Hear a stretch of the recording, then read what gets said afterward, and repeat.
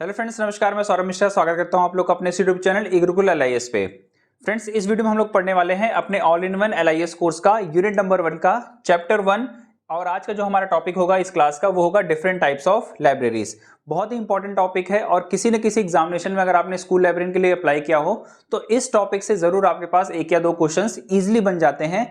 Conceptual topic है, आपको concept समझने होंगे। जितनी भी टाइप्स की लाइब्रेरीज होती हैं उनका क्या कंसेप्ट है, उनका क्या पर्पस है, क्या ऑब्जेक्टिव है और किस नेचर के ड्यूटीज और ऑब्जेक्टिव्स को वो फॉलो करती हैं। इस तरह के कंसेप्ट्स को आपको अपनी इस टॉपिक में कवर करना होगा। चलिए एक एक करके हम लोग देखते हैं कौन कौन से लाइब्रेरीज के बारे में हम लोग को आज की क्लास में पढ़ना है। सबसे पहले हम लोग देखेंगे एकेडमिक लाइब्रेरीज के बारे में। अब जैसे ही आप एकेडमिक लाइब्रेरीज के बारे में सुने, आपके दिमाग में ही बिल्कुल एकदम क्लियर हो जाना चाहिए कि एकेडमिक लाइब्रेरीज में इंक्लूड होती हैं स्कूल लाइब्रेरीज, कॉलेज लाइब्रेरीज और यूनिवर्सिटी लाइब्रेरीज। अगर आपने कभी भी एकेडमिक लाइब्रेरीज के बारे में कोई भी क्वेश्चन देख लिया तो उसमें एकदम क्लियर ये चीज आपको हो जानी चाहिए कि इसमें स्कूल लाइब्रेरीज और कॉलेज लाइब्रेरी और यूनिवर्सिटी लाइब्रेरीज का इंक्लूजन होता ही है। इन तीनों का कलेक्शन ही कहलाता है हमारा एकेडमिक लाइब्रेरीज।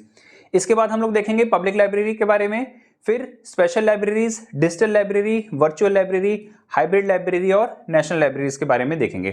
देखिए फ्रेंड्स, आपका ये जो सिलेबस है, जो टॉपिक हम लोग कर रहे हैं वो केवीएस, एनवीएस और ईएमआरएस का जो आपको सिलेबस मिला है उसमें सिर्फ ये चीज लिखी है कि डिफरेंट टाइप ऑफ लाइब्रेरीज, और उसमें एकेडमिक लाइब्रेरी, पब्लिक लाइब्रेरी के बारे में ही लिखा गया है। बट यहाँ पे आपको digital libraries, virtual library, hybrid library से भी रिलेटेड क्वेश्चंस आपके एग्जामिनेशन में पूछे गए हैं। और अगर आपको सबकी लाइब्रेरीज, सभी टाइप्स की लाइब्रेरीज के बारे में अगर आपको कंसेप्ट का क्लियरिटी है, तब जाके आप जो एग्जामिनेशन में क्वेश्चंस पूछे जा रहे हैं वो अटेम्प्ट कर पाएंगे। क्योंकि ऑब्जेक्टिव्स में आपको कुछ ऐसे टॉपिक्स भी मिल जाएंगे और जो ऑप्शंस मिलेंगे आपको, वहां पे कोई ऐसा स्टेटमेंट मिल जाएगा जो वर्चुअल लाइब्रेरी से रिलेटेड होगा, कोई ऐसा स्टेटमेंट मिलेगा जो आपको हाइब्रिड लाइब्रेरी से रिलेटेड होगा। तो अगर आपने इनके कंसेप्ट्स को क्लियर रखा हुआ है तो बहुत आसानी से आप वो ऑब्जेक्टिव क्वेश्चंस क्लियर कर पाएंगे। टॉपिक के बाद मैं आपको कुछ ऑब्जेक्टिव क्वेश्चंस भी प्रैक्टिस कराऊंगा। और अगर आप ये टाइप्स ऑफ लाइब्रेरीज का हमारी एप्लीकेशंस पे क्वेश्चंस देखते हैं ना, एमसीक्यूज जो हम लोग ने टेस्ट सीरीज के रूप में आप लोग को दे रखा है, 100+ क्वेश्चंस आपको इसी टॉपिक से अवेलेबल हो जाएंगे। जितने भी डिफरेंट एग्जामिनेशंस में आज तक क्वेश्चंस पूछे गए हैं उन सभी क्वेश्चंस का कलेक्शन हमने अपनी टेस्ट सीरीज में आपको अवेलेबल कराया। प्लीज इस क्लास को बाद जरूर उन क्वेश्चंस को अटेम्प्ट करने की आप कोशिश करिएगा। चलिए स्टार्ट करते हैं। सबसे पहला जो टॉपिक होगा हमारा एकेडमिक लाइब्रेरीज।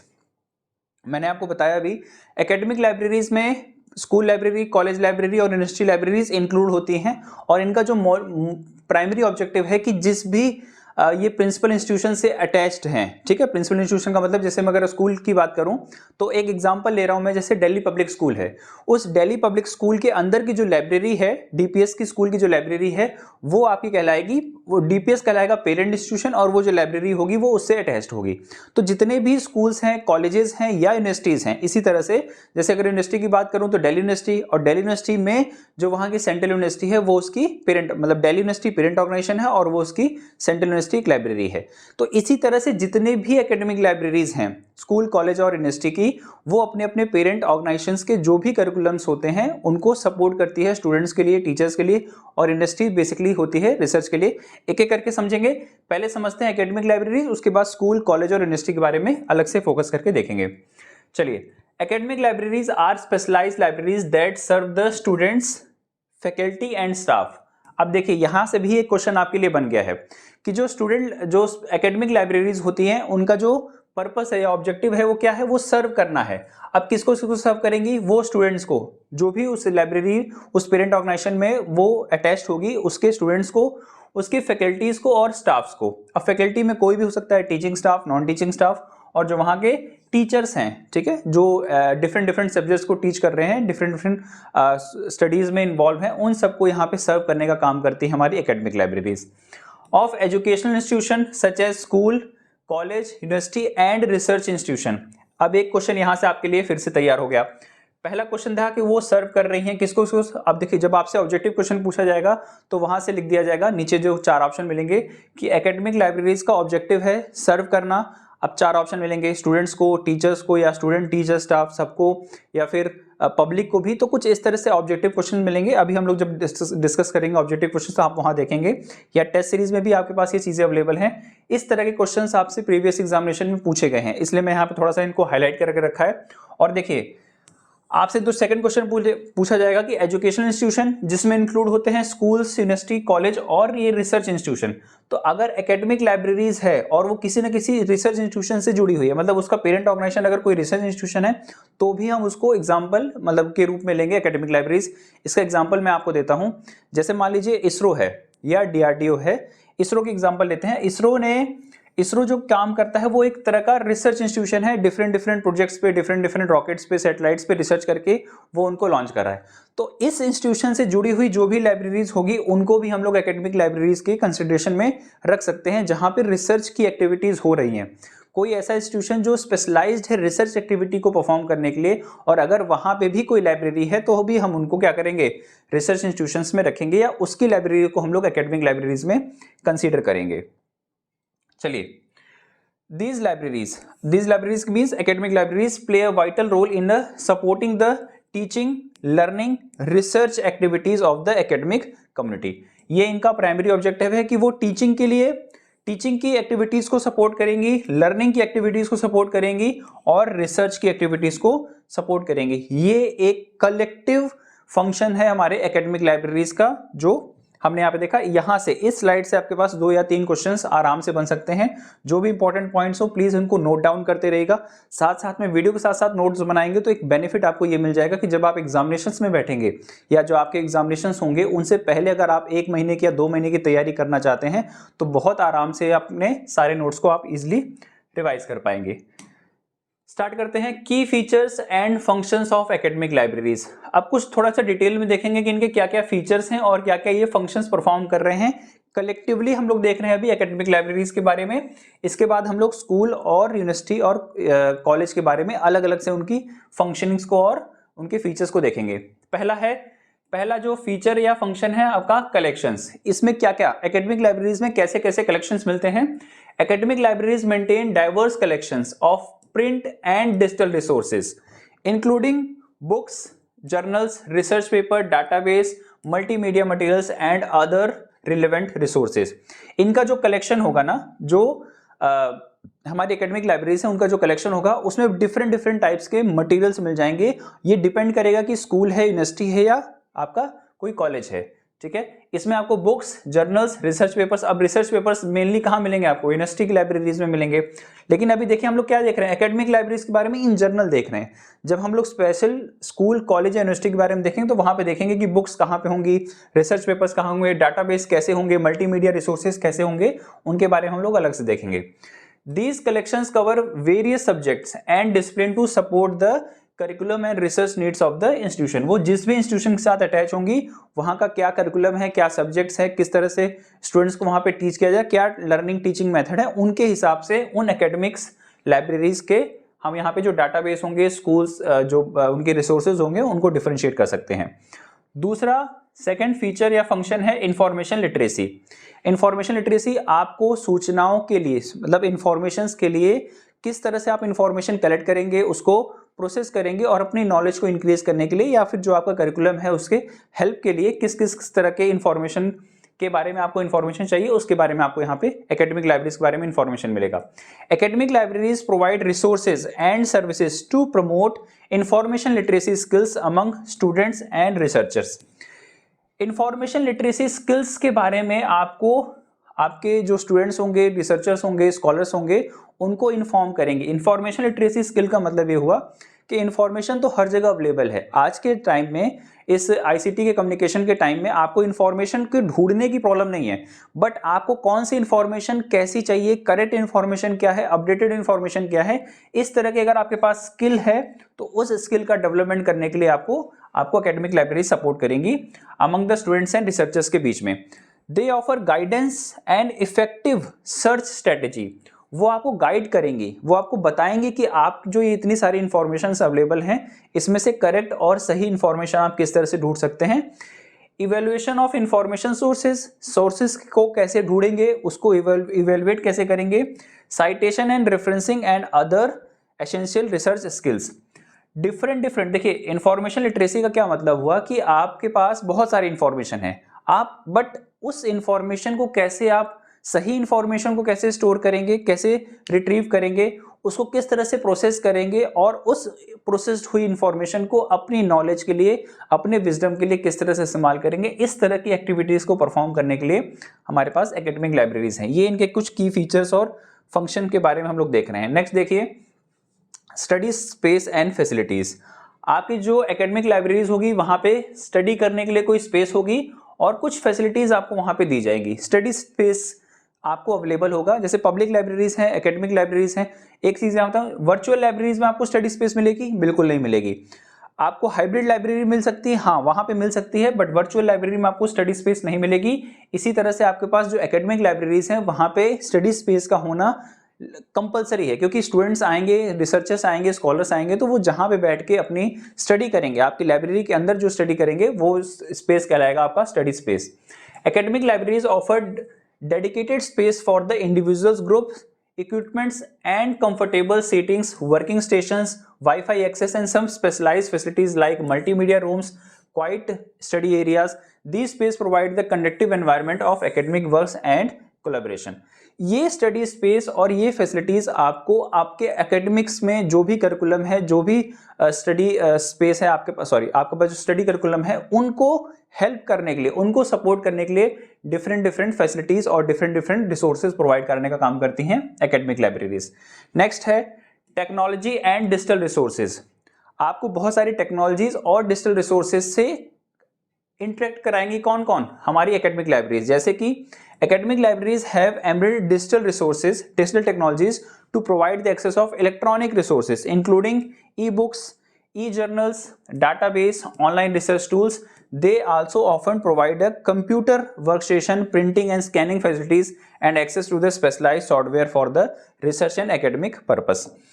बहुत सारी टेक्नोलॉजिकल और डिजिटल रिसोर्सेज जिसमें बहुत सारा कलेक्शन होगा, ई बुक्स का, ई रिसोर्सेज का, ई डाटाबेसेस का, वो भी प्रोवाइड कराया जाएगा अपने स्टूडेंट्स को, अपने स्कॉलर्स को, रिसर्चर्स को, सो दैट कि वो अपने एकेडमिक स्टडीज़ को कंफर्टेबल हों। ठीक है, ये इसको टेक्निकल और डिजिटल रिसोर्सेज के बारे में इंफॉर्मेशन मिलेगी। Next, instruction and work station, instruction and workshops. ठीक है, इंस्ट्रक्शन एंड वर्कशॉप, बहुत सारी वर्कशॉप्स और बहुत सारे इंस्ट्रक्शंस कराए जाएंगे। वो वर्कशॉप रिलेटेड होंगे आपके एकेडमिक करिकुलम से। आपको कुछ एक्स्ट्रा इन्फॉर्मेशन अगर आपके एकेडमिक करिकुलम से चाहिए तो उन सब चीज़ों के बारे में भी डिफरेंट वर्कशॉप्स। आपको मैंने बताया था, अगर आपने पिछली क्लासेस देखा होगा, तो जो पब्लिक लाइब्रेरीज होती हैं या जो एकेडमिक लाइब्रेरीज होती हैं, वो सिर्फ ये काम नहीं करती कि स्टडी मटेरियल को स्टूडेंट्स तक पहुंचा दिया जाए, पब्लिक तक पहुंचा दिया जाए और उनका काम खत्म। वो बहुत सारी ऐसी एक्टिविटीज़ कर रही होती हैं, एक्स्ट्रा करिकुलर एक्टिविटीज़ में इन्वॉल्व होती हैं, जिससे उनके रिसर्चर्स, स्कॉलर्स या फिर जो जनरल पब्लिक है उनसे कुछ एक्स्ट्रा नॉलेज मिल सके। Academic libraries often offer instructional session and workshop on various topics including information literacy, research skill, citation management, and the effective use of library resources and tools. These sessions aim to enhance the academic success of students and researchers. वो बहुत तरह की activities कर रही होती हैं जिसमें included है, देखिए, इंफॉर्मेशन लिटरेसीज, आपको इंफॉर्मेशन कैसे एक्वायर करनी है, प्रोसेस करनी है और उसको कैसे यूज़ करना है। रिसर्च करने के लिए कौन कौन से स्किल्स का रिक्वायरमेंट है, इनके बारे में वो वर्कशॉप करा के आपको इन्फॉर्मेशन दे सकती हैं। साइटेशन मैनेजमेंट के बारे में आपको इन्फॉर्म करेंगी या उसके बारे में आपको वर्कशॉप कराएंगी, जो आपको हेल्प करेगा आपके effective use of library tools and resources के लिए। आप उस लाइब्रेरी के रिसोर्सेज और टूल्स को कितना बेहतर तरीके से इस्तेमाल कर सकते हैं अपने रिसर्च एक्टिविटीज़ में, अपने एकेडमिक एक्टिविटीज़ में, उसके बारे में आपको इंस्ट्रक्शन एंड वर्कशॉप्स कराएंगे आपकी academic libraries. Next, academic support services. Academic से रिलेटेड आपको सपोर्ट्स मिलेगा, कुछ ऐसी सर्विसेज दी जाएंगी जो आपके एकेडमिक करिकुलम को सपोर्ट करेंगी, उनसे कुछ एक्स्ट्रा एडिशनल आपको इन्फॉर्मेशन मिलेगी। जैसे कि in addition to the traditional libraries functions, academic libraries may provide additional support services like writing centers, tutoring programs, academic workshops, and access to the specialized software or equipment to evaluate the instructions and academic programs. कुछ ऐसे programmes कराए जाएंगे, कुछ ऐसे softwares, कुछ इस तरह के करिकुलम्स डेवलप किए जाएंगे जो आपके एकेडमिक सपोर्ट के लिए बहुत ज़रूरी हो। सिर्फ एकेडमिक इन्फॉर्मेशन जो आपकी कॉपी किताबों में लिखी है उनसे थोड़ा सा अलग कुछ इस तरह की इन्फॉर्मेशन प्रोवाइड कराई जाएगी, इस तरह के वर्कशॉप्स कराए जाएंगे जो आपके एकेडमिक सपोर्ट को स्टाफ करे, एकेडमिक करिकुलम को सपोर्ट कर सके। चलिए, ये था हमारा यहाँ तक जो हमने देखा वो इन जर्नल ठीक है, इन जनरल जो हमारी एकेडमिक लाइब्रेरीज होती हैं उनके क्या क्या फंक्शन है और क्या क्या फीचर्स हैं। देखिए यहाँ पे कोई भी ऐसी बात नहीं है जो आपको याद करनी होगी, कोई भी ऐसा फैक्ट नहीं मैंने आपको बताया है जो आपको कहीं लिख के रखना है और एग्जाम में उससे डायरेक्ट क्वेश्चन पूछे जाएंगे। अगर आपको एकेडमिक लाइब्रेरी का कंसेप्ट क्लियर है, ठीक है, आपने इसका सेंस समझ लिया है कि एकेडमिक लाइब्रेरीज होती क्या है, उनका क्या प्राइमरी फंक्शन है, क्या ऑब्जेक्टिव है, तो अगर आपसे एग्जाम में कोई भी क्वेश्चन पूछा जाएगा रिलेटेड टू एकेडमिक लाइब्रेरी और एग्जामिनर किसी भी तरह से आपको स्टेटमेंट दे दे, ठीक है, किसी भी तरह का कंसेप्ट अगर आपसे पूछ ले, तो अगर आपको ये कंसेप्ट्स क्लियर हैं तो बहुत इजीली आप उन एग्जामिनेशंस में आंसर को अटेम्प्ट कर पाएंगे। चलिए नेक्स्ट जो पॉइंट है हमारा, अब हम लोग देखते हैं एक एक करके स्कूल लाइब्रेरी को, फिर कॉलेज लाइब्रेरी और फिर यूनिवर्सिटी लाइब्रेरी। अब जो स्कूल लाइब्रेरी होंगी उनके कुछ अलग फंक्शंस होंगे, कॉलेज लाइब्रेरी जो कि है एकेडमिक लाइब्रेरी बट उसके कुछ अलग फंक्शन होंगे, और फिर हम लोग नेक्स्ट देखेंगे अपनी यूनिवर्सिटी लाइब्रेरी जो कि है एकेडमिक लाइब्रेरी बस उसके कुछ अलग फंक्शंस डिफाइन होंगे। Next, A school library is a library within an educational institution। वो उसी एजुकेशन इंस्टीट्यूशन के अंदर होगी, within an education institution specially designated to serve the need of students, teachers and staff member of a school। तो अब आपसे अगर exam में क्वेश्चन पूछ लिया जाए कि स्कूल लाइब्रेरी जो विद इन एन इंस्टीट्यूशन होती है या नहीं, पहले आपको आंसर देना है यस, और वो जो विद इन एन इंस्टीट्यूशन है वो स्कूल लाइब्रेरी वो क्या काम कर रही होगी, उसका प्राइमरी ऑब्जेक्टिव क्या होगा, वो सपोर्ट करेगी, ठीक है, जो स्टूडेंट्स के और टीचर्स के हमारे नीड होगी उनको सपोर्ट करेगी, स्टूडेंट्स की नीड्स को, टीचर्स की नीड्स को, और जो भी वहां पे स्टाफ मेंबर्स होंगे उस स्कूल के उनका जो नीड होगा, ठीक है, उनको सर्व करने का काम करेगी हमारे school libraries.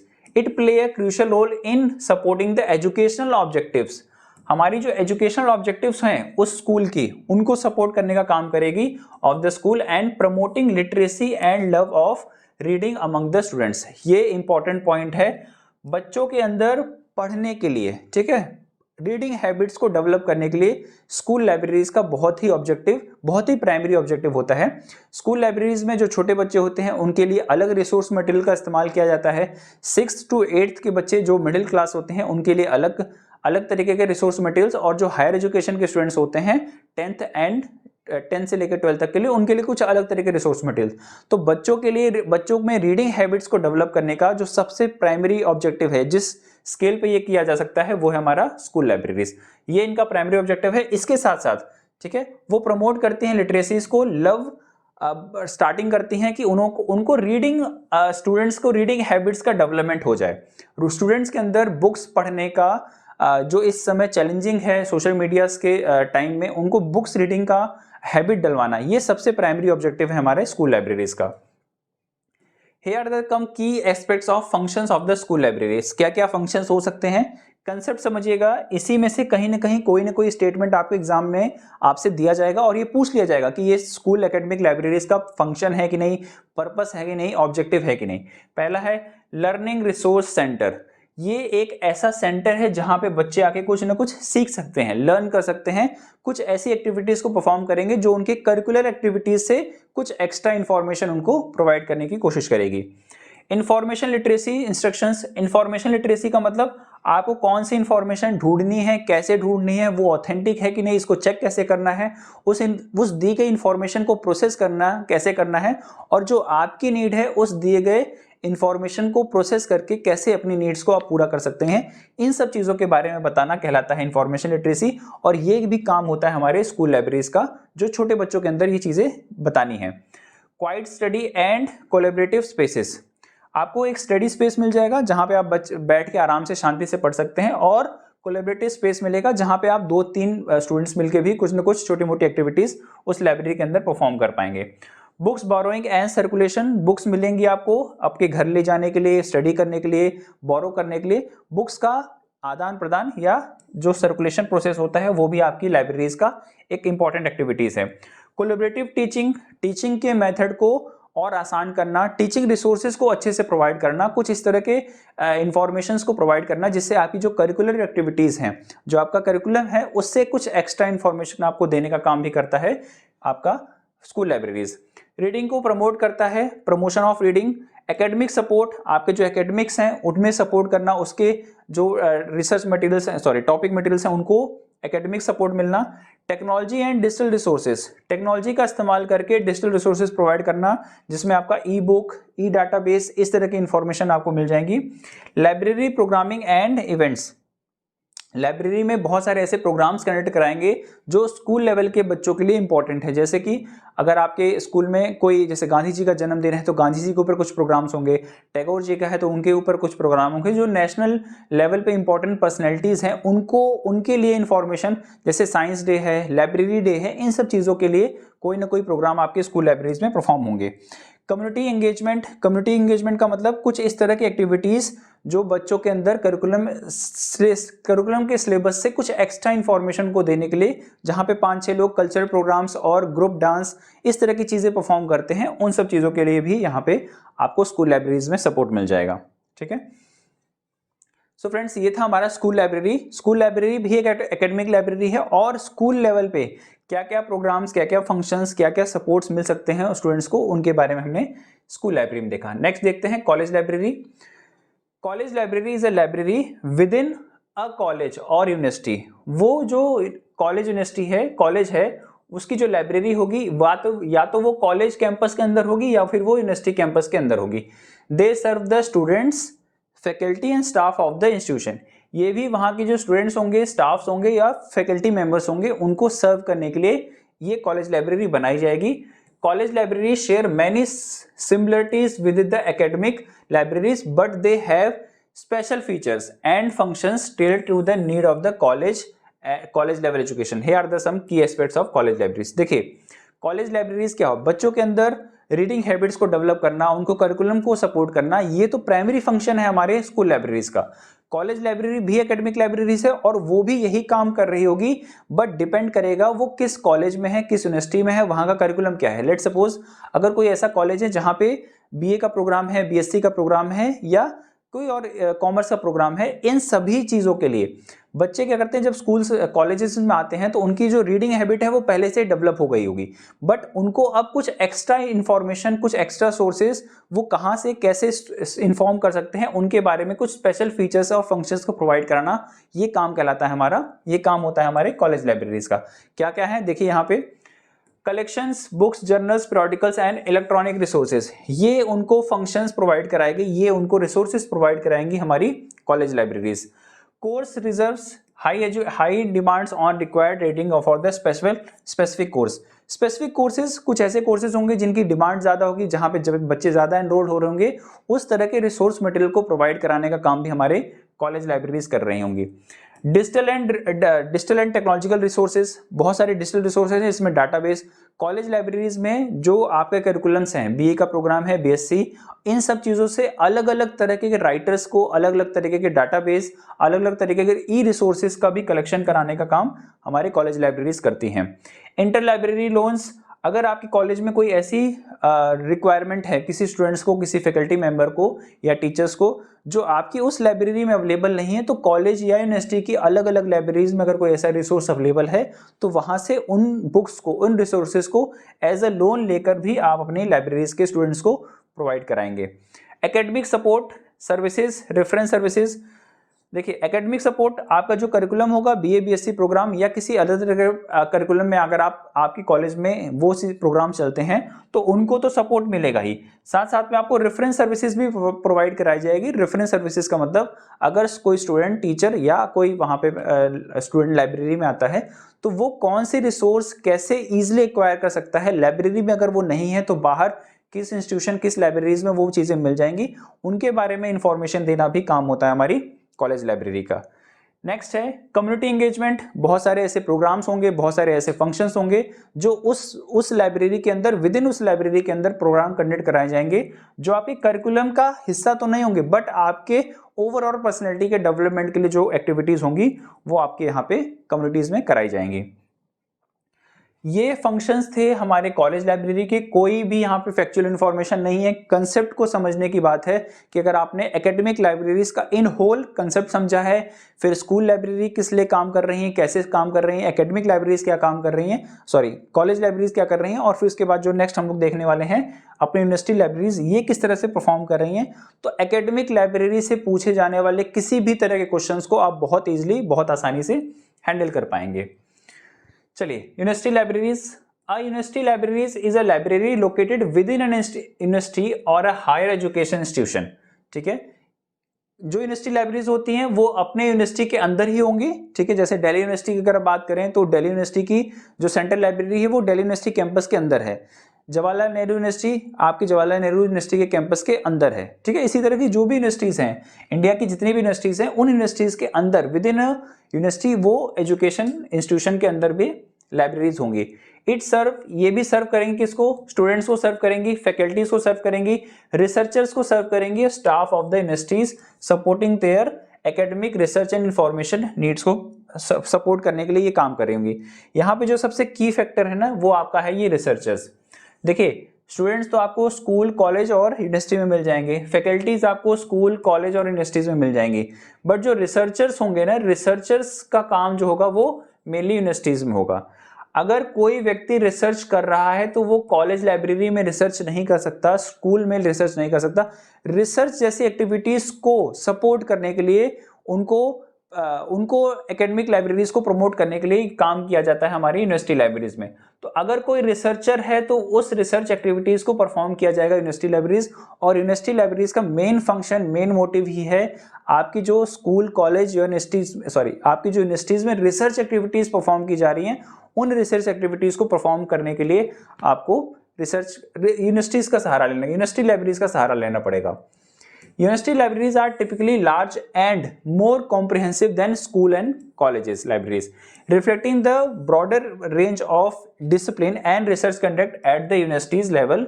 Here are some key features and functions of libraries, university libraries. अब एक एक देखते हैं कि यूनिवर्सिटी लाइब्रेरीज का मेनली फंक्शन क्या है। हमने यूनिवर्सिटी लाइब्रेरीज को इन टोटल समझ लिया, बट उसको एक एक पॉइंट को, एक एक फंक्शन को समझते हैं। सबसे पहला है आपका एक्सटेंसिव कलेक्शन। बहुत ही वास्ट कलेक्शन आपको अपनी यूनिवर्सिटी लाइब्रेरीज में देखने को मिलेगा, क्योंकि यूनिवर्सिटी इन टोटल बहुत सारे प्रोग्राम्स को, बहुत सारे रिसर्च एक्टिविटीज को, बहुत सारी एकेडमिक एक्टिविटीज को परफॉर्म कराने के लिए कंडक्ट कर रही होंगी।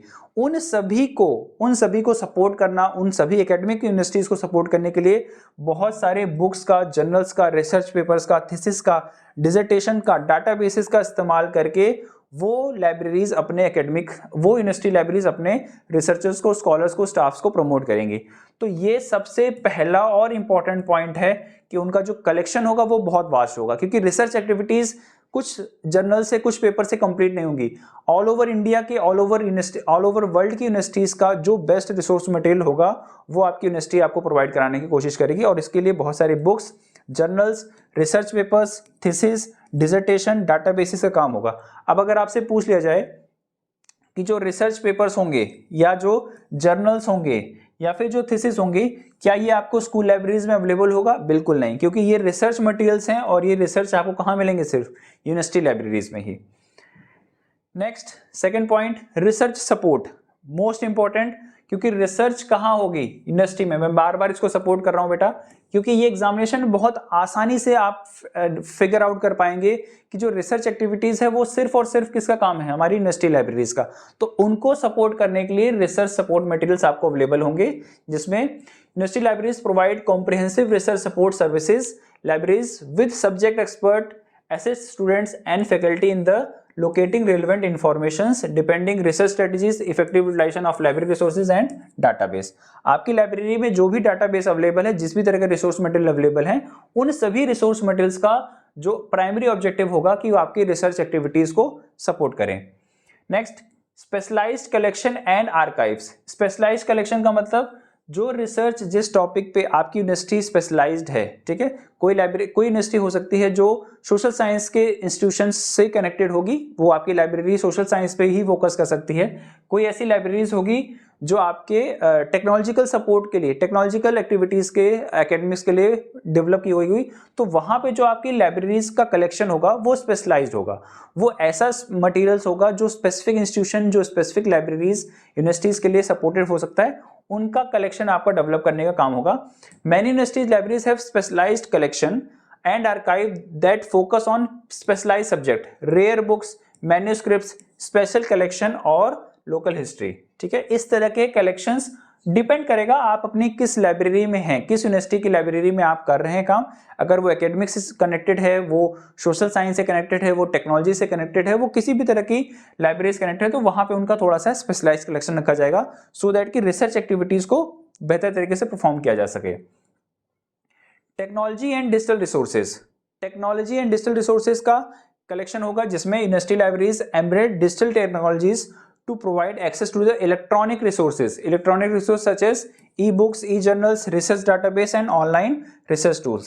कुछ ऐसे डिजिटल रिसोर्सेज का कलेक्शन होगा जो बहुत इजीली, देखिए जो यूनिवर्सिटी लाइब्रेरीज होती हैं उनका जो डिजिटल रिसोर्स होता है वो सबसे इंपॉर्टेंट चीज़ है, क्योंकि डिजिटल रिसोर्स एक ऐसी चीज़ होती है कि आपको ऑल ओवर द वर्ल्ड उस टॉपिक पे, उस सब्जेक्ट पे क्या रिसर्च एक्टिविटीज़ होती हैं उनके बारे में आपको इन्फॉर्मेशन रखनी है। तो हो सकता है कोई ऐसे जर्नल्स हों जो अमेरिका के हों, जो यूएसए के हों, सॉरी अमेरिका के हों, इंग्लैंड के हों या ऑस्ट्रेलिया के हों, डेवलप कंट्रीज के हों, उन रिसोर्सेज तक भी पहुंच अगर आपके पास चाहिए तो आपको कहीं ना कहीं डिजिटल रिसोर्सेज का कलेक्शन आपको सपोर्ट करने के लिए रखना होगा अपनी लाइब्रेरीज में। Next, inter library loan and resource sharing. आपकी लाइब्रेरीज इंटर लोन लाइब्रेरीज की फैसिलिटीज का इस्तेमाल करेंगी सो दैट कि वो जो भी बेस्ट रिसोर्स मटेरियल आपको एकेडमिक लाइब्रेरी, आपकी अपनी यूनिवर्सिटी लाइब्रेरीज के लिए चाहिए, उन स्कॉलर्स को चाहिए, वहां तक वो पहुंचा सकें। रिसोर्स शेयरिंग का काम करेंगे क्योंकि कोई भी लाइब्रेरी अपने आप में कंप्लीट नहीं हो सकती, उसका कलेक्शन आपको कंप्लीट नहीं कर सकता। उन सब चीज़ों को सपोर्ट करने के लिए आपको रिसोर्स शेयरिंग करनी पड़ेगी या फिर इंटर लाइब्रेरी लोन का सहारा आपको लेना पड़ेगा। इसका मतलब ये हुआ कि अगर आपकी लाइब्रेरी में वो रिसोर्स नहीं अवेलेबल है तो आप किसी दूसरी लाइब्रेरी, दूसरे इंस्टीट्यूशन से आप उस लाइब्रेरी के रिसोर्स मटेरियल को एज अ लोन लेकर अपने स्टूडेंट्स को फैसिलिटेट कर सकते हैं और बाकी जब वापस वो करना हो रिटर्न तो वो आप चीज़ें उसको रिटर्न कर सकते हैं। एकेडमिक सपोर्ट सर्विसेज, आपकी यूनिवर्सिटीज़ में बहुत सारे प्रोग्राम्स कंडक्ट कराए जाएंगे, उन सभी प्रोग्राम्स के एकेडमिक सपोर्ट के लिए भी आपकी लाइब्रेरी होगी। वहाँ पे आपके स्टूडेंट्स ने जिसमें एडमिशन लिया होगा, बीए, बीकॉम, बीएससी या अलग अलग जो प्रोफेशनल कोर्सेज हैं, उन सभी कोर्सेज के टीचर्स और स्टाफ मेंबर्स आपकी एकेडमिक लाइब्रेरीज में विजिट करेंगे और आपकी जो उनका जो एकेडमिक सपोर्ट है वो आप उनको देंगे। इसमें देखिए आपको writing centres, statistical consultant, data management assistants, workshops, research skills and academic writings की फैसिलिटीज आप उनको प्रोवाइड करा सकते हैं। Collaborative with the faculty and researchers और फैकल्टीज के बीच में कोलैबोरेशन, या ये अलग अलग यूनिवर्सिटीज, अलग अलग स्टूडेंट्स, डिफरेंट स्टेट्स की यूनिवर्सिटीज जो उसी स्पेसिफिक टॉपिक पे रिसर्च एक्टिविटीज में परफॉर्म हैं वो आपके लाइब्रेरीज में विजिट कर सकते हैं या यूनिवर्सिटी लाइब्रेरीज में विजिट करेंगे और उनको वहां पे आपको फैसिलिटेट करना होगा उन रिसर्चर्स को। University libraries collaborate with closely with the faculty in research to the support their research projects, secure funding for acquisition and contribute to the scholarly communication initiatives. अलग अलग यूनिवर्सिटीज में जो सेम टॉपिक पे, same activities में, research activities में perform है, उनको भी आपको कोलैबोरेशन में काम करना होगा। अलग अलग यूनिवर्सिटीज एक साथ कोलैबोरेट करके उसी सेम स्पेसिफिक टॉपिक पे जो रिसर्च एक्टिविटीज कर रही होंगी उनमें वो आपको हेल्प करेंगे। Next, cultural and community engagement. Cultural and community engagement सिर्फ ऐसा नहीं होगा कि आपकी लाइब्रेरीज में एकेडमिक सपोर्ट्स के लिए ही चीजें होंगी, वहां पे कल्चरल और कम्युनिटी एंगेजमेंट का भी काम कराया जाएगा। कुछ ऐसे फंक्शंस, परफॉर्मेंस किए जाएंगे जो डिफरेंट डेज, इन नेशनल इंपॉर्टेंस के डेज में या फिर किसी एक नेशनल पर्सनैलिटीज के डेज में भी वहां पे आपके पास कल्चरल एक्टिविटीज होंगी। University library serve cultural hubs within the university campus. They host exhibitions, author talks, lectures, events that promote the intellectual and cultural engagements। ये सारी एक्टिविटीज भी हमारी यूनिवर्सिटी लाइब्रेरीज की एक्टिविटीज में ही इन्वॉल्व होंगी। Next, एक इंपॉर्टेंट पॉइंट है जो अक्सर एग्जामिनेशन में पूछा गया है कि library is a heart of an university. ये जो स्टेटमेंट है, library is a heart of an university, कोई भी यूनिवर्सिटी होगी उसके हार्ट जो उसका सिंबल बनाया जाएगा वो उसकी लाइब्रेरीज को बनाया जाएगा। ये स्टेटमेंट किसके द्वारा दिया गया था? Statement given by the Sarvepalli Radhakrishnan. ये स्टेटमेंट हमारे सर्वपल्ली राधाकृष्णन के द्वारा दिया गया स्टेटमेंट है, जिन्होंने ये कहा था कि लाइब्रेरी किसी भी यूनिवर्सिटीज का एक हार्ट होती है, मतलब सेंटर ऑफ द प्लेस है। फ्रेंड्स, ये थी हमारी यूनिवर्सिटी लाइब्रेरीज। हमने कलेक्टिवली समझा कि एकेडमिक लाइब्रेरीज क्या है और उन एकेडमिक लाइब्रेरीज में स्कूल लाइब्रेरी, कॉलेज लाइब्रेरी और यूनिवर्सिटी लाइब्रेरीज को अलग अलग समझा। एग्जामिनेशन में 100% यहाँ से क्वेश्चंस बने हुए हैं। इन तीनों लाइब्रेरीज के कलेक्शंस में आपको जो क्वेश्चंस बनाए जाएंगे उसमें जो स्टेटमेंट दिया जाएगा हो सकता है आपसे पूछ लिया जाए कि ये जो फंक्शन है वो किस लाइब्रेरी से रिलेटेड है, किस लाइब्रेरी से नहीं है, क्या ये एकेडमिक लाइब्रेरीज का पार्ट होती हैं या नहीं होती। इस तरह के क्वेश्चन आपसे एग्जामिनेशन पूछे जाएंगे। आप जरूर एक बार एप्लीकेशन पे जाके ना ये जो क्वेश्चन हैं जो मैंने कलेक्शंस दिया हुआ है आपको 100+ क्वेश्चन का, एक बार उनको जरूर एक बार देखिएगा, आपको चीजें थोड़ा सा और ज्यादा क्लियर होंगी। नेक्स्ट टाइप ऑफ लाइब्रेरीज हम लोग पढ़ेंगे यहाँ पे, वो है आपकी पब्लिक लाइब्रेरी। देखते हैं क्या है। Public library is a non profit library. यहाँ पे देखिए वर्ड आ गया है नॉन प्रॉफिट। इसका काम है सर्व करना, पब्लिक को सर्व करना, प्रॉफिट मेकिंग का काम नहीं है, ठीक है। इसलिए नॉन प्रॉफिट लाइब्रेरी के रूप में बोला गया है। Establish for the use of general public and maintain chiefly by the public fund. ये पब्लिक फंड के द्वारा जो सरकार को टैक्स मिलते हैं, पैसा मिलता है, उस फंड से ये as a non profit organisation या एनपीओ की तरह काम करती है, नॉन प्रॉफिट ऑर्गेनाइजेशन के रूप में काम करती है ये तरह की लाइब्रेरी, जिसको हम लोग कहते हैं public library. Public library is for the public, by the public, of the public. देखिए अगर आपने डेमोक्रेसी की डेफिनेशन अगर बचपन में अच्छे से पढ़ी होगी तो आपको ये चीज समझ में आ गई होगी कि ये जो डेफिनेशन है वो मिलती जुलती है किससे, हमारी डेमोक्रेसी से, कि पब्लिक लाइब्रेरीज बनाई जाती है फॉर द पब्लिक, पब्लिक के लिए बनाई जा रही है, बाय द पब्लिक, पब्लिक के द्वारा बनाई जा रही है, और ऑफ द पब्लिक, पब्लिक के लिए बनाई जा रही है। इस तरह की डेफिनेशन आपने डेमोक्रेसी के लिए पढ़ी होगी। तो अगर आपसे क्वेश्चन पूछ लिया जाए कि डेमोक्रेटाइजेशन ऑफ द लाइब्रेरीज किसके अंडर में काम करती हैं, तो वो आपको आंसर देना होगा public libraries. It provide serves to the every citizen in respect of their birth, caste, colour, sex, social, economical, educational standards without any cost. किसी भी तरह का डिस्क्रिमिनेशन किए बिना आपकी लाइब्रेरीज में, पब्लिक लाइब्रेरीज में छोटे बच्चे भी आ सकते हैं, बड़े लोग भी आ सकते हैं।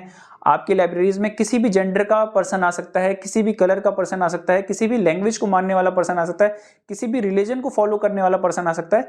आप उस लाइब्रेरी में उस पर्सन को एंटर करने के लिए डिस्क्रिमिनेट नहीं करेंगी। किसी भी तरह के पब्लिक को आपकी यूनिवर्सिटी, आपकी पब्लिक लाइब्रेरीज में एंटर करने का राइट है। इस तरह की लाइब्रेरीज आपकी कहलाएंगी public libraries. Public libraries frequently organize educational programs such as author talk, books clubs, workshop, lecture, story time for the children। इस तरह की एक्टिविटीज को परफॉर्म कराने के लिए भी हमारी पब्लिक लाइब्रेरीज हैं।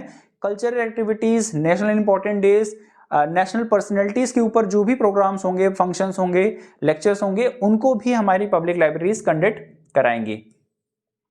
Public libraries play a crucial role in the promoting literacy, lifelong learning, equal access to the information. They serve as a community hub, offering opportunities for the social engagement, cultural program, cultural exploration and the personal development. बहुत तरह की cultural activities को भी perform कराने के लिए cultural hub बनेगा। आप किसी भी पब्लिक लाइब्रेरी में देखेंगे तो उस सोसाइटी में, उस सिटी में, उस डिस्ट्रिक्ट में जो भी पब्लिक लाइब्रेरी है, उस पब्लिक लाइब्रेरी में उस सोसाइटी के रहने वाले जितने भी टाइप के लोग हैं, किसी भी रिलीजन को फॉलो करने वाले, किसी भी लैंग्वेज को मानने वाले, किसी भी वर्ग के, छोटे बच्चे से लेकर बड़े बच्चों तक के लिए या फिर प्रौढ़ के लिए भी, इन सब की जगह होती है और इन सबको एंगेज करने का काम हमारी करती है पब्लिक लाइब्रेरी, जिसमें बहुत तरीके के फंक्शंस करा सकते हैं, जैसे कि लिटरेसी को प्रमोट करने के लिए, ठीक है, life long learning, equal access to the information, इन सब की चीजों को प्रमोट कराने के लिए भी हमारे पास जो लाइब्रेरीज हैं वो कहलाती हैं पब्लिक लाइब्रेरीज। नेक्स्ट, एक important point in public libraries को लेकर, पब्लिक लाइब्रेरीज का कंसेप्ट आपको समझ में आ गया होगा। किसी भी तरह का डिस्क्रिमिनेशन नहीं होगा, पब्लिक फंड से बनाई जाएगी और बहुत तरह के कल्चरल एक्टिविटीज को परफॉर्म किया जाएगा। इन चीजों को लेकर हमारे आपके जो चैप्टर होंगे उसमें देखिएगा 2 पॉइंट्स दिए हैं। आपको एक नेशनल लेवल के पब्लिक लाइब्रेरी के प्रमोटर के बारे में पढ़ना है और एक यूनेस्को के बारे में पढ़ना है। यहाँ पे क्योंकि पब्लिक लाइब्रेरी का एक रेफरेंस आया है, मैं आपको यहाँ पे बताना चाहूंगा। यही सेम चीजें हम लोग जब यूनेस्को के बारे में पढ़ेंगे ना, as a international level promoter, तो वहां पे भी देखेंगे। इस चीज को याद कर लीजिए, एक बहुत इंपॉर्टेंट डाटा है, एग्जामिनेशन में बहुत बार पूछा गया है। यूनेस्को जो एक इंटरनेशनल लेवल की लाइब्रेरी प्रमोटर है, वो क्या करती है, formulated a public library manifesto. इसने एक पब्लिक लाइब्रेरी मैनिफेस्टो डेवलप किया हुआ है, ठीक है। इसके बारे में डिटेल में हम लोग पढ़ने वाले हैं यूनेस्को वाले चैप्टर में। For members countries in 1949 and member of countries in 1949 and revised in 1972।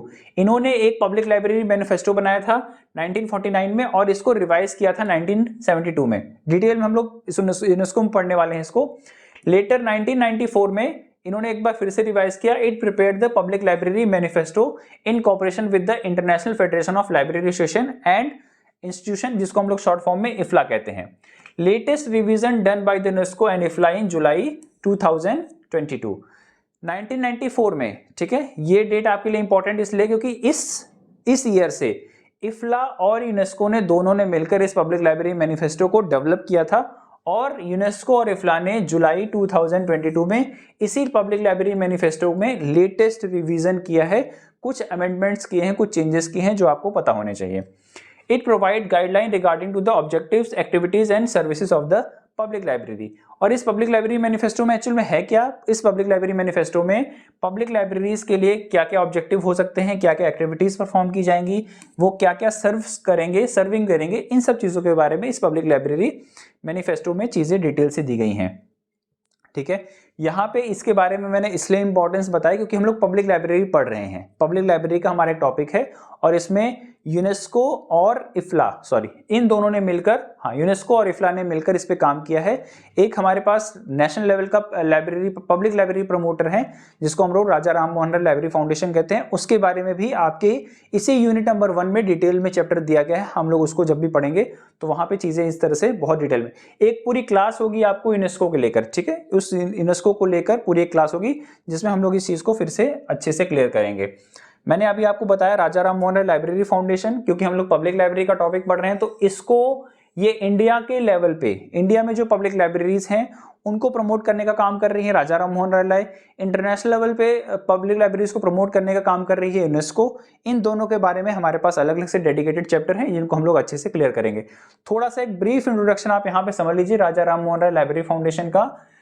RRLF इसको शॉर्ट फॉर्म में कहेंगे, is a central autonomous organisation establish and fully financed by the ministry of culture, government of India. ये important question है, बार बार examination पूछा गया है कि राजा राम मोहन राय लाइब्रेरी फाउंडेशन किस इंस्टीट्यूशन के अंदर या किस गवर्नमेंट की एजेंसी के अंदर काम करती है। आपको आंसर देना है ministry of culture, government of India. ये किस मिनिस्ट्री के अंडर में है? मिनिस्ट्री ऑफ कल्चर के अंडर में ये काम करने वाली ऑर्गेनाइजेशन है। ये एक नोडल एजेंसी है of the government of India, support public libraries services and system, promote public libraries movement in the country, commenced with the objective and embodied by the memorandum of associations। हमारे India के अंदर public libraries के movement को, public libraries को support करने के लिए, उनको सर्व करने के लिए, उनको ऑब्जेक्टिव्स को क्लियर करने के लिए जो एजेंसी है वो है राजा राम मोहन राय लाइब्रेरी फाउंडेशन, और इंटरनेशनल लेवल पे एजेंसी है वो है यूनेस्को, जिसके बारे में मैंने आपको भी इन्फॉर्म किया। फ्रेंड्स, ये था हमारा पब्लिक लाइब्रेरी का टॉपिक। पब्लिक लाइब्रेरी का कंसेप्ट आपको क्लियर होगा, ठीक है। ये आपके लिए इंपॉर्टेंट है, पब्लिक लाइब्रेरी क्या है, क्या काम करती है, किस तरह से उसकी फंक्शनिंग होती है, और इंटरनेशनल लेवल पे प्रमोट करने के लिए हमारे पास यूनेस्को है, और नेशनल लेवल प्रमोट करने के लिए हमारे पास राजा राम मोहन राय लाइब्रेरी फाउंडेशन है। नेक्स्ट जो हमारे पास लाइब्रेरी है वो है हमारी स्पेशल लाइब्रेरीज। स्पेशल लाइब्रेरीज नाम में ही स्पेशल है तो मतलब इसका काम भी कुछ स्पेशल होगा, ठीक है। कोई विशेष तरह के काम को करने के लिए या किसी विशेष ऑब्जेक्टिव को कंप्लीट करने के लिए इस तरह की लाइब्रेरीज बनाई जाएंगी, जिसमें देखते हैं special libraries deal with the special user of groups. Special user groups, ऐसी लाइब्रेरीज के लिए कोई ऐसे यूजर्स होंगे जो स्पेशल होंगे, थोड़ा सा उस लाइब्रेरीज में ऐसे ही लोग जा पाएंगे जो किसी स्पेशल पर्पस के लिए, किसी स्पेशल ऑब्जेक्टिव्स के लिए काम कर रहे होंगे। उस तरह के यूजर्स को सर्व करने के लिए हमारे पास पब्लिक लाइब्रेरीज है special objectives, collections and rendered special libraries services. These libraries are established to meet the information requirement of the organization to which they are attached.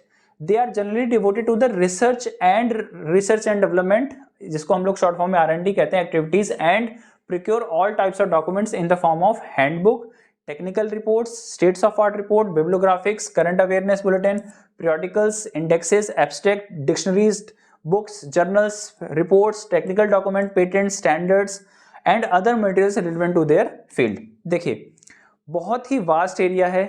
कोई भी ऐसी लाइब्रेरीज जो स्पेशल इंस्टीट्यूशंस को सर्व करने के लिए, वहां पे रिसर्चर्स को, स्कॉलर्स को प्रमोट करने के लिए, उनकी रिसर्च एक्टिविटीज को सपोर्ट करने के लिए ये इस तरह की लाइब्रेरीज बनाई जाती हैं। मैं एक छोटा सा एग्जांपल देता हूं, जैसे हमारी पार्लियामेंट ऑफ इंडिया है, पार्लियामेंट ऑफ इंडिया की भी एक लाइब्रेरी है, और उस पार्लियामेंट ऑफ इंडिया की जो लाइब्रेरी है उसका फंक्शन क्या है, उसके ऑब्जेक्टिव्स क्या हैं, उसमें किस तरह के स्पेशल लोग, स्पेशल यूजर्स जा सकते हैं। ऐसे यूजर्स जो मेंबर ऑफ पार्लियामेंट होंगे, जो उनको सपोर्ट करने के लिए जो उनके स्टाफ्स होंगे, स्टाफ मेंबर्स उनको जा सकते हैं। जैसे मान लीजिए हाई कोर्ट की जो लाइब्रेरीज होती हैं या सुप्रीम कोर्ट ऑफ इंडिया की जो लाइब्रेरीज हैं, वो कैसी लाइब्रेरीज हैं? वो स्पेशल ग्रुप्स की लाइब्रेरीज हैं। उस लाइब्रेरीज में हम आम जनता लोग नहीं जा सकते। हमारे लिए पब्लिक लाइब्रेरीज बनी है। हम लोग जब स्कूल में थे तो स्कूल लाइब्रेरीज थी, अगर हम लोग कॉलेज में हैं तो हमारे पास कॉलेज लाइब्रेरी है, और अगर हम लोग यूनिवर्सिटी के स्टूडेंट हैं तो हम लोग के पास यूनिवर्सिटी है। तो ऐसे यूजर्स जो स्पेशल यूजर्स हैं, जिनके लिए वो स्पेशल लाइब्रेरीज बनाई गई है और जिसमें वास्ट कलेक्शन ऑफ डाटा का रखा जाता है, जैसे मैंने अभी यहाँ पे नाम दिए, आप एक बार नोट कर सकते हैं इन को। इन सब चीजों का कलेक्शन वहां पे डिपेंड करेगा कि किस तरह की लाइब्रेरीज हैं। मैंने आपको एग्जांपल दिया, जैसे पार्लियामेंट ऑफ इंडिया की लाइब्रेरी है, सुप्रीम कोर्ट की लाइब्रेरी है, इंडियन मेडिकल एसोसिएशन जो एम्स की जो लाइब्रेरी है, मेडिकल लाइब्रेरी इंडिया की, नेशनल मेडिकल लाइब्रेरी। अब वो नेशनल मेडिकल लाइब्रेरी किसके लिए बनाई गई होगी? जो एम्स में डॉक्टर्स हैं, वहां पे जो स्टूडेंट्स हैं, वहां के जो रिसर्चर्स हैं, जो रिसर्च एक्टिविटीज में काम कर रहे होंगे, उस तरह की लाइब्रेरीज का जो काम होता है वो एक स्पेशल काम है। ठीक है, इस तरह की स्पेशल लाइब्रेरीज को परफॉर्म करने के लिए स्पेशल तरह की एक्टिविटीज या स्पेशल तरह के रिसोर्स डाटा बुक्स का हम लोग कलेक्शन करते हैं, जो कहलाती है हमारी special libraries. They may contain collection of thesis, these libraries often subscribe to specialized database. जैसे मान लीजिए मैं नेशनल मेडिकल लाइब्रेरी की बात करूं, जो हमारी इंडिया की एम्स लाइब्रेरी है, वो वहां की जो लाइब्रेरी है वो नेशनल मेडिकल लाइब्रेरी है। अब उस मेडिकल लाइब्रेरी में किस तरह का डाटाबेस होगा? ऐसा डाटाबेस होगा जो मेडिकल से रिलेटेड होगा, जिस भी फील्ड के मेडिकल इक्विपमेंट्स के बारे में, मेडिसिन के बारे में, रिसर्च के बारे में, एक्टिविटीज के बारे में, वो ऐसे डाटाबेस का कलेक्शन करेगी। मैं एग्जांपल लेता हूं, जैसे Vikram Sarabhai space research centres की जो लाइब्रेरी होगी, इसरो की जो लाइब्रेरी है, या इसरो के जितने भी ऑर्गेनाइजेशन है वहां पे जो लाइब्रेरीज बनेंगी, वो ऐसी लाइब्रेरीज होंगी जो रॉकेट्स के ऊपर, सैटेलाइट्स के ऊपर, इंस्टिट्यूशनल प्लैनेट्स के ऊपर रिसर्च कर रही होंगी। वो ऐसी लाइब्रेरीज का कलेक्शन रखेंगे जो सैटेलाइट से रिलेटेड इंफॉर्मेशन होगी। उनका जो डाटाबेस होगा वो ऐसा होगा जो रॉकेट्स के ऊपर, सैटेलाइट्स के ऊपर रिसर्च कर रहे होंगे। तो ऐसी लाइब्रेरीज जो स्पेशल ऑर्गेनाइजेशन को डिलीवर करती हैं इंफॉर्मेशंस, उनका जो कलेक्शन होता है वो बहुत वास्ट होता है, और ये कलेक्शन डिपेंड कर सकता है कि आपकी लाइब्रेरीज किस नेचर की स्पेशल लाइब्रेरीज हैं। ठीक है, उनके पास अलग अलग डिजिटल रिसोर्सेज हो सकते हैं, ऑनलाइन जर्नल्स हो सकते हैं। ठीक है, ensure to access to the up to date information in their respective area of expertise. वो किस एरिया में एक्सपर्ट हैं उसके बारे में, जैसे मेडिकल लाइब्रेरी है तो मेडिकल की एक्सपर्टीज होंगी, जैसे अगर डिजिटल लाइब्रेरीज हैं तो डिजिटल की अलग से लाइब्रेरीज होंगी। हाई कोर्ट और सुप्रीम कोर्ट ऑफ इंडिया की जो लाइब्रेरीज हैं वो जुडिशियल मामलों में एक्सपर्ट होंगी, तो वहां पे अलग अलग तरीके के डाटाबेसेस आपको मिल जाएंगे। ये है हमारी स्पेशल लाइब्रेरीज। कुछ एग्जांपल्स आप देख लीजिए, यहाँ पे आपके पास कुछ एग्जांपल्स मैंने दे रखे हैं। जैसे एग्जांपल लेते हैं, इंडिया में नेशनल साइंस लाइब्रेरी, ये कहाँ पे है? न्यू दिल्ली में। ठीक है, Indian institute, Indian national science documentation centre, इंडोस इसको मेंटेन कर रहा है। जैसे मैंने अभी आपको बताया, नेशनल मेडिकल लाइब्रेरी कहाँ पे है? न्यू दिल्ली एम्स में। ये आपकी एक स्पेशल लाइब्रेरी का एग्जाम्पल है। नेशनल एक्सेसिबल लाइब्रेरी, जिसको हम लोग national institute for empowerment of the person with visual disabilities, Dehradun Uttarakhand में है। इसको हम लोग नेशनल ब्लाइंड लाइब्रेरीज के नाम से भी जानते हैं। ये आपकी कहाँ पे मिल जाएगी? देहरादून में। ये स्पेशलाइज्ड है ब्लाइंड के स्टूडेंट्स के लिए जो ब्रेल लिपि से पढ़ते हैं। Central institute of English and foreign languages library, ये आपको कहाँ मिलेगी? हैदराबाद में। साहित्य academy library is a library rich of Indian literature. Indian literatures को स्पेशलाइज करके जो लाइब्रेरीज बनाई गई है, साहित्य अकेडमी। विक्रम साराभाई लाइब्रेरी, ये कहाँ पे आपको मिलेगी? एम्स में मिलेगी। डीआरडीओ की लाइब्रेरीज, पार्लियामेंट की लाइब्रेरीज, ये कुछ एग्जांपल्स हैं जो आपको डिजिटल लाइब्रेरी से रिलेटेड हैं। ऐसी लाइब्रेरीज जो स्पेशलाइज्ड वर्क के लिए फंक्शन कर रही हैं, स्पेशल यूजर ग्रुप्स के लिए काम कर रही होंगी, वो आपको कहलाएंगी स्पेशल लाइब्रेरीज। नेक्स्ट आपके पास मिलेगा डिजिटल लाइब्रेरी। डिजिटल लाइब्रेरीज ऐसी लाइब्रेरीज जो डिजिटली फॉर्म में काम करे, उसका जो कंटेंट होगा वो डिजिटल फॉर्म में आपके पास अवेलेबल हो जाएगा, उस तरह की लाइब्रेरीज डिजिटल लाइब्रेरीज कहलाएंगी। Digital libraries are libraries that primarily promote access to the digital resource and materials in electronic format. Important point है यहाँ पे, उनका जो रिसोर्स मटेरियल है वो इलेक्ट्रॉनिक फॉर्म में, या कहेंगे इसको ई फॉर्म में अवेलेबल होगा। ठीक है, these libraries collect, organise and make available a wide range of digital content including e-books, e-journals, digital manuscripts, images, videos, audio recordings, other digital artifacts। अब आपसे अगर एग्जाम में पूछ लिया जाए कि डिजिटल लाइब्रेरीज में जो उनका कलेक्शन होगा वो क्या क्या हो सकता है, किस किस वेराइटीज का, किस किस नेचर का हो सकता है, तो आपके पास यहाँ पे एग्जांपल्स हैं। E books, e database, images, videos, audio recordings, ये सब चीजें आपके डिजिटल लाइब्रेरीज के रिसोर्सेज बनेंगे। Digital libraries can be accessed remotely, allowing user to the retrieve information and resources from anywhere with in an internet connection. अगर आपके पास internet connection है तो आप इस डिजिटल लाइब्रेरी के जो कंटेंट्स हैं, जिसमें digital manuscripts, images, videos, audio recording and other types of materials, E book, E journals available हैं, वो आपको कहीं भी इंडिया में, वर्ल्ड में आप कहीं भी हो, बस आपके पास इंटरनेट एक्सेस होना चाहिए। उस इंटरनेट के एक्सेस के द्वारा आप डिजिटल लाइब्रेरी के कंटेंट को ईजिली, आराम से एक्सेस कर सकते हैं। इंडिया में भी आप देखेंगे तो एक डिजिटल लाइब्रेरी का कलेक्शन रहा है। अभी देखिए इसके बारे में पहले एक बार यहाँ पे डिस्कस कर लेते हैं। Collection that are creating of digital versions of physically materials through the digitisation process are called digital collection. Digital collection क्या होता है? डिजिटल कलेक्शन क्या है? ऐसा कलेक्शन दैट आर क्रिएशन किया गया है डिजिटल वर्जन, किसका? फिजिकल मटेरियल का।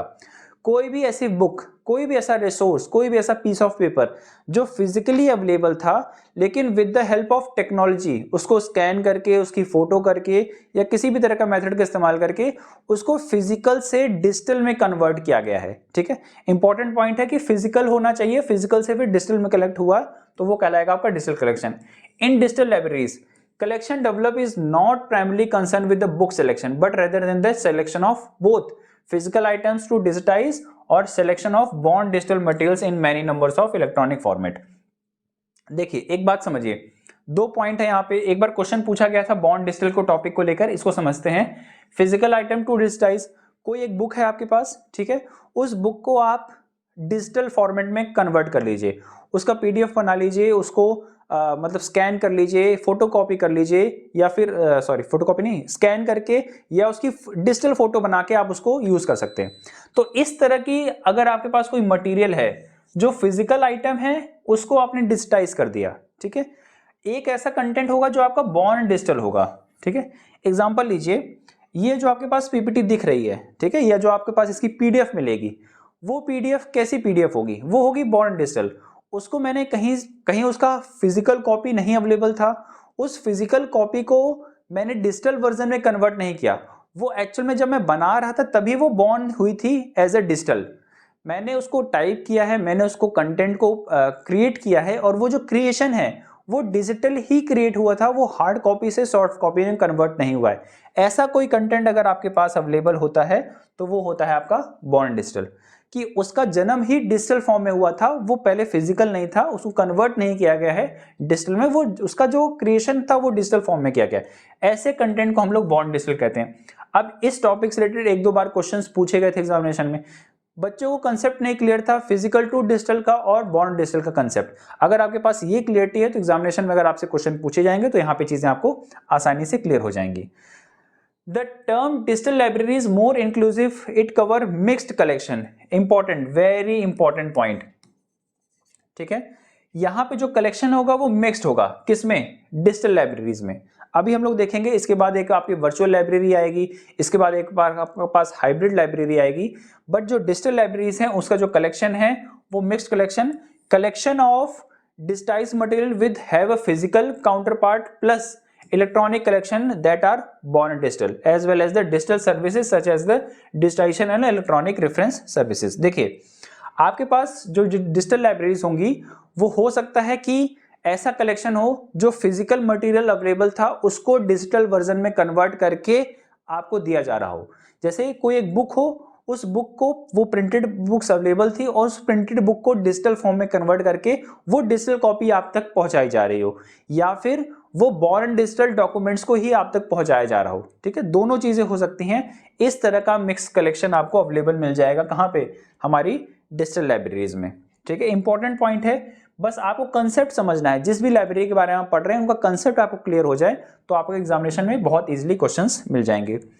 अब एक बहुत ही इंपॉर्टेंट टॉपिक आपके पास अवेलेबल होगा जहां से बहुत बार क्वेश्चन पूछे गए हैं, national digital library of India. ठीक है, national digital library of India, India की भी एक नेशनल डिजिटल लाइब्रेरी है, राष्ट्रीय स्तर पर एक डिजिटल लाइब्रेरी है जो मेंटेन की जा रही है। कौन कर रहा है, कैसे कर रहा है, उसके बारे में आपसे 2-4 बार एग्जाम में क्वेश्चन पूछा गया है। अगर आप डिजिटल लाइब्रेरी पढ़ रहे हैं तो डिजिटल लाइब्रेरी के लिए इंडिया की जो डिजिटल लाइब्रेरी है उसको पढ़ना बहुत इंपॉर्टेंट है। The digital library of India, जिसको शॉर्ट फॉर्म में NDLI भी कहते हैं, is a initiative by the ministry of education, government of India. Very important question, आपसे एग्जाम में क्वेश्चन पूछा जाएगा एनडीएलआई को कौन मेंटेन कर रहा है, कौन डेवलप कर रहा है, आपको आंसर देना है national ministry of education government of India की तरफ से national digital library of India का मेंटेनेंस या रख रखाव किया जा रहा है। Aimed to creating a digital repository, ये एक डिजिटल रिपोजिटरी बनाने के बारे में बात हो रही है of educational resources from various sources. The NDLI an online platform, ये एक ऑनलाइन प्लेटफॉर्म है that provide access to the vast collection of digital content including books, articles, thesis, audio, video and other educational materials. बहुत तरह के audios को, videos को, books को, artefacts को कलेक्ट किया जा रहा है, उनको डिजिटाइज किया जा रहा है, या जो बॉर्न डिजिटल मटेरियल्स हैं उनको भी प्रोवाइड करने का काम किया जा रहा है national digital library of India में। और अगर आप एक बार नेशनल डिजिटल लाइब्रेरी, इसका एप्लीकेशन भी अवेलेबल है, इसकी वेबसाइट भी अवेलेबल है, वहां पे आप देखेंगे तो बहुत सारा मटेरियल आपके पास free of cost available, easily available हो जाएगा। It is develop, operated and maintain, important, very important, इसको डेवलप किया जा रहा है, इसको ऑपरेट किया जा रहा है और इसको मेंटेन किया जा रहा है for Indian institute of technological Kharagpur. इसको Indian institute of technology IIT Kharagpur, ठीक है, आईआईटी खड़गपुर के द्वारा डेवलप किया जा रहा है, ऑपरेट किया जा रहा है, मेंटेन किया जा रहा है। ध्यान रखिएगा ये इनिशिएटिव है, किसने इनिशिएटिव लिया था, ठीक है, इसका इनिशिएटिव किसने लिया था, ministry of education government of India के द्वारा लिया गया है, लेकिन इसको डेवलप, मेंटेन, ऑपरेट कौन कर रहा है, Indian institute of technology Kharagpur, IIT Kharagpur के द्वारा इसको मेंटेन किया जा रहा है। The library was dedicated to the nation, इसको राष्ट्र को कब समर्पित किया गया, देश को कब इसको सौंपा गया है, वो है आपका 19 June 2018 by the union human resource minister Prakash Javadekar. Prakash Javadekar के द्वारा 2018 में इसको जनता को समर्पित किया गया। ये क्वेश्चन भी पूछा था कि नेशनल डिजिटल लाइब्रेरीज को कब फ्री ऑफ कॉस्ट इंडिया के लिए डिक्लेयर किया गया था, तो आंसर आपका 2018। किसके द्वारा, प्रकाश जावड़ेकर के द्वारा। National digital library, national digital library provides free of cost, important है, क्या इसके लिए कोई पैसे देने पड़ेंगे, किसी तरह का चार्जेस है, नहीं, ये आपको फ्री ऑफ कॉस्ट सर्विस मिलेगी। Access to many books designed to hold content of many languages and provide the interface support for the 10 most widely used language। आपको इंडिया में फ्री ऑफ कॉस्ट बहुत सारे materials को आपको easily access करने का काम मिल जाएगा। बहुत सारी डिजिटल रिसोर्सेज हैं, डिजिटल बुक्स हैं, डिजिटल कंटेंट हैं, वीडियोस हैं, इमेजेस हैं, बॉन्ड डिजिटल मटेरियल्स हैं जो आपको free of cost easily available हो जाएगा इस national digital library of India में, ठीक है। डिफरेंट लैंग्वेजेस में भी आपके पास कंटेंट अवेलेबल है, आप जिस भी लैंग्वेज में सेम मटेरियल को देखना चाहें, एक्सेस करना चाहें, वहां पे वो चीजें आपको अवेलेबल हो जाएगी। सो फ्रेंड्स, ये था हमारा जो टॉपिक, डिजिटल लाइब्रेरीज और नेशनल डिजिटल लाइब्रेरीज दोनों बहुत इंपॉर्टेंट है। आपको डिजिटल लाइब्रेरीज का कंसेप्ट क्लियर होना चाहिए और इंडिया में जो नेशनल डिजिटल लाइब्रेरी है उसके बारे में भी जो इंपॉर्टेंट पॉइंट्स हैं। देखिए यहाँ पे कुछ फैक्ट्स आपके पास अवेलेबल हो जाएंगे, जैसे ये इसका जो इनिशिएटिव लिया गया था किसके द्वारा, ये पॉइंट इंपॉर्टेंट है, ठीक है। दूसरा, इसको डेवलप किसने किया है, ऑपरेट कौन कर रहा है, मेंटेन कर रहा है, इसके बाद, और ये नेशनल लेवल पे कब इसको डिक्लेयर किया गया था, नेशनल इंपॉर्टेंस की लाइब्रेरी या नेशनल को कब डेडिकेट किया गया था, वो आपको यहाँ पे मिल जाएगा, ठीक है। नेक्स्ट आपके पास जो पॉइंट है या जो नेक्स्ट लाइब्रेरी है वो है आपकी वर्चुअल लाइब्रेरी।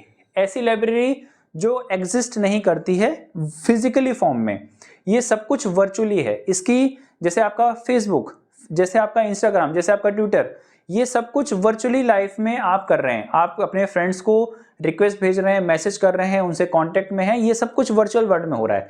इसी तरह की एक ऐसी लाइब्रेरी है जो कहीं फिजिकल बिल्डिंग जिसकी अवेलेबल नहीं है, जिसकी कोई वॉल नहीं है, जिसकी कोई बेंच नहीं है, जिसकी कोई डेस्क नहीं है, जहां पे कोई फिजिकल मटेरियल अवेलेबल नहीं है। मैंने आपको अभी थोड़ी देर पहले बताया कि डिजिटल लाइब्रेरीज क्या है। डिजिटल लाइब्रेरीज में आपकी जो लाइब्रेरी है उसका कहीं एक बिल्डिंग होगी जहां पे वो कंप्यूटर्स रखे गए होंगे, उनको ऑपरेट किया जा रहा होगा, उनकी रिपोजिटरीज जो फिजिकल बुक्स कहीं अवेलेबल हैं उनको स्कैन करके वर्चुअली आपको अवेलेबल कराई जा रही होगी। बट जो वर्चुअल लाइब्रेरी है वो कहीं एक्सेस नहीं करती, ये सिर्फ और सिर्फ ऑनलाइन है। समझते हैं इसको। Virtual libraries are also known as online library. इसको ऑनलाइन लाइब्रेरी के नाम से भी जाना जाता है, लाइब्रेरीज विदाउट वॉल के नाम से जाना जाता है, और वेब बेस्ड लाइब्रेरी या वेब बेस्ड प्लेटफॉर्म के नाम से जाना जाता है। अब एग्जाम में देखिए यहाँ से ये क्वेश्चन पूछे जाएंगे आपसे पूछा जाएगा कि ऐसी कौन सी लाइब्रेरी है जिसको लाइब्रेरी विदाउट वॉल के नाम से जाना जाता है, ठीक है। आपको आंसर देना है ये वर्चुअल लाइब्रेरी। ऐसी कौन सी लाइब्रेरी है जिसको ऑनलाइन लाइब्रेरी कहा जाता है, आपको आंसर देना है ये वर्चुअल लाइब्रेरी है। और वेब बेस्ड लाइब्रेरी किसको कहा जाता है, वो आपका आंसर होगा वर्चुअल लाइब्रेरी। किसी भी तरह से आपसे क्वेश्चन पूछा जा सकता है, अलग अलग पॉइंट को, अलग अलग पर्सपेक्टिव को आपको समझना होगा, बस कंसेप्ट आप क्लियर करते रहिए। जहां पे भी फैक्ट्स आएंगे मैं आपको वहां पे इन्फॉर्म करूंगा। That provide access to a digital resources and materials in a virtual environment. These library exist entirely in the digital realms and can be accessed through the internet using computer, smartphone और other devices within the internet connection. ये library कहीं भी physical form में available नहीं है। ये libraries को नाम ही दिया गया है लाइब्रेरीज विदाउट वॉल। कोई फिजिकल इंफ्रास्ट्रक्चर कहीं पे भी अवेलेबल नहीं होता। ये सिर्फ और सिर्फ वर्चुअल वर्ल्ड में काम करती है। यहाँ पे जो भी बुक्स अवेलेबल होंगी, जो भी रिसोर्स मटेरियल अवेलेबल होगा, यहाँ पे भी आपको इमेजेस मिल जाएंगे, वीडियोस मिल जाएंगे, डिजिटल कंटेंट मिल जाएंगे, ई बुक्स, ई डाटाबेस, सब कुछ अवेलेबल होगा इलेक्ट्रॉनिकली। बट ये कहीं पे भी आपको फिजिकली एग्जिस्ट नहीं मिलेगी। सिर्फ और सिर्फ ये ऑनलाइन बेसिस पे है, लाइब्रेरी विदाउट वॉल्स है और वेब बेस्ड सर्विसेज हैं। ठीक है, इनको एक्सेस किया जाता है, इनका जो कंटेंट है वो एक्सेस किया जाता है with the help of internet. अगर आपके पास स्मार्टफोन हो, कंप्यूटर हो, तो आप उसको कहीं से भी इजिली एक्सेस कर पाएंगे। Next, they typically provide access to the wide range of digital content. इनका जो मेन कंटेंट है वो आपका डिजिटल कंटेंट मिलेगा, including e books, e journals, articles, database, audio visual materials and more. इसमें भी वही सब कुछ मिल जाएगा जो हमारे पास हमारी डिजिटल लाइब्रेरीज में था, वही सारा कंटेंट मिलेगा। बस डिजिटल लाइब्रेरीज में ये चीजें होंगी कि वहां पे फिजिकल मटेरियल और फिजिकल चीजें भी एग्जिस्ट कर सकती हैं, बट यहाँ पे बिल्कुल भी एग्जिस्ट नहीं करेंगी। Users can search, browse and retrieve digital resources from the comfort of their own home and anywhere on the location of the internet access. आप इंटरनेट एक्सेस करते हुए जहां पे भी आपको इंटरनेट मिल जाए वहां से एक्सेस कर, जैसे आप एक बार नेशनल डिजिटल लाइब्रेरी की वेबसाइट पे विजिट करिए या फिर इनका जो एप्लीकेशन है वो डाउनलोड करेंगे तो आप देखेंगे कि इंडिया की बहुत सारे रिसोर्सेज, ई बुक्स, ई जर्नल्स, ई डाटाबेसेस, इमेजेस, वीडियोस, इन सब चीजों को आप बहुत आसानी से एक्सेस कर सकते हैं। बस आपके पास इंटरनेट कनेक्शन की फैसिलिटी होनी चाहिए। नेक्स्ट जो लाइब्रेरीज हम लोग देख रहे हैं वो आपके पास है हाइब्रिड लाइब्रेरीज। ऐसी लाइब्रेरीज जो वर्चुअली भी हैं, फिजिकल भी हैं। मतलब इस तरह की लाइब्रेरी, जैसे आप एक बार ये क्लासेस के बारे में समझिए। पहले हमारे पास ट्रेडिशनली कोविड से पहले जो क्लासेस होती थी वो ट्रेडिशनल क्लासेस थी, उसमें आपको फिजिकल स्टूडेंट होता था, टीचर्स होते थे, बोर्ड होता था, ब्लैक बोर्ड होता था, सब कुछ होते थे। और उसके बाद फिर कोविड टाइम में आपके पास क्लासेस चली ऑनलाइन क्लासेस। ऑनलाइन क्लासेस में कोई फिजिकल बोर्ड अवेलेबल नहीं है आपके पास, कोई टीचर आपके पास पर्सनली अवेलेबल नहीं है, आप भी कहीं हैं, टीचर्स भी कहीं रिमोट एरिया से आपकी वीडियोस ले रहा है, तो वो क्लासेस थी ऑनलाइन। लेकिन बस इसके बाद का जो आपका दौर आया वो आ गया हाइब्रिड क्लासेस का। ऐसे स्टूडेंट जो फिजिकली ऐसे स्टूडेंट जो फिजिकली कोचिंग इंस्टीट्यूशन में, क्लासेस में, यूनिवर्सिटीज में जा सकते हैं वो वहां पे जाके पढ़ें, और जो रिमोट एक्सेस कर सकते हैं स्टूडेंट, दूर से नहीं जा पा रहे हैं वहां पे, वो जाके वहां पे ऑनलाइन क्लासेस ले सकते हैं। तो मतलब सेम टाइम पे ऑनलाइन क्लासेस भी चल रही हैं और सेम टाइम पे आपके फिजिकल क्लासेस भी चल रही हैं। फिजिकल और ऑनलाइन अगर आप सेम टाइम पे चला रहे हो तो वो कहलाती थी हाइब्रिड क्लासेस। और इसी तरह से अगर आप हाइब्रिड लाइब्रेरीज को ऑपरेट कर रहे हैं तो इसका मतलब ये हुआ कि वहां पे स्टूडेंट्स भी होंगे, स्टूडेंट्स आ भी सकते हैं, बुक्स फिजिकली रखी भी नहीं होंगी, टेबल्स भी होंगे, चेयर्स भी होंगे, डेस्क भी होगी, वॉल्स भी होंगी, और सब कुछ एक ट्रेडिशनल लाइब्रेरी की तरह होगा। बट कुछ ऐसे कंटेंट्स होंगे जहां पे स्टूडेंट्स अगर उनको रिमोटली एक्सेस करना चाहें तो वो भी उसको एक्सेस कर पाएंगे। तो मतलब ये मिक्स्ड तरह की लाइब्रेरीज होगी जहां पे वर्चुअल लाइब्रेरी और फिजिकल लाइब्रेरीज दोनों का एक वहां पे मिला जुला चीज मिलेंगे। इसी को हम लोग कहते हैं hybrid libraries. Hybrid libraries also known as the blend libraries. इनको हम लोग ब्लेंडेड लाइब्रेरीज भी कहते हैं। ब्लेंडेड का मतलब जो मिक्स हो चुके हों, ठीक है, जिसमें दोनों तरह के फीचर्स हों, या फिर इनको हम लोग सीधा मिक्स्ड लाइब्रेरीज भी कहते हैं। Are libraries system that combine both physical and digital resources, जिसमें फिजिकल और डिजिटल रिसोर्सेज दोनों हों। आपके पास जो लाइब्रेरीज होंगी वहां पे फिजिकल बुक्स भी रखी गई होंगी और उसी फिजिकल बुक का एक डिजिटल वर्जन भी अवेलेबल होगा। जो स्टूडेंट्स उन फिजिकल बुक्स को फिजिकली आके विजिट करके लाइब्रेरीज में पढ़ना चाहते हैं उनके लिए भी सुविधा अवेलेबल है। और अगर कोई रिमोट में कोई स्टूडेंट बैठा है, कोई टीचर है, कोई यूजर है उसका, और उसको रिमोटली एक्सेस करना चाहता है तो उस तरह की फैसिलिटीज भी आपको उस लाइब्रेरीज में अवेलेबल हो जाएंगी।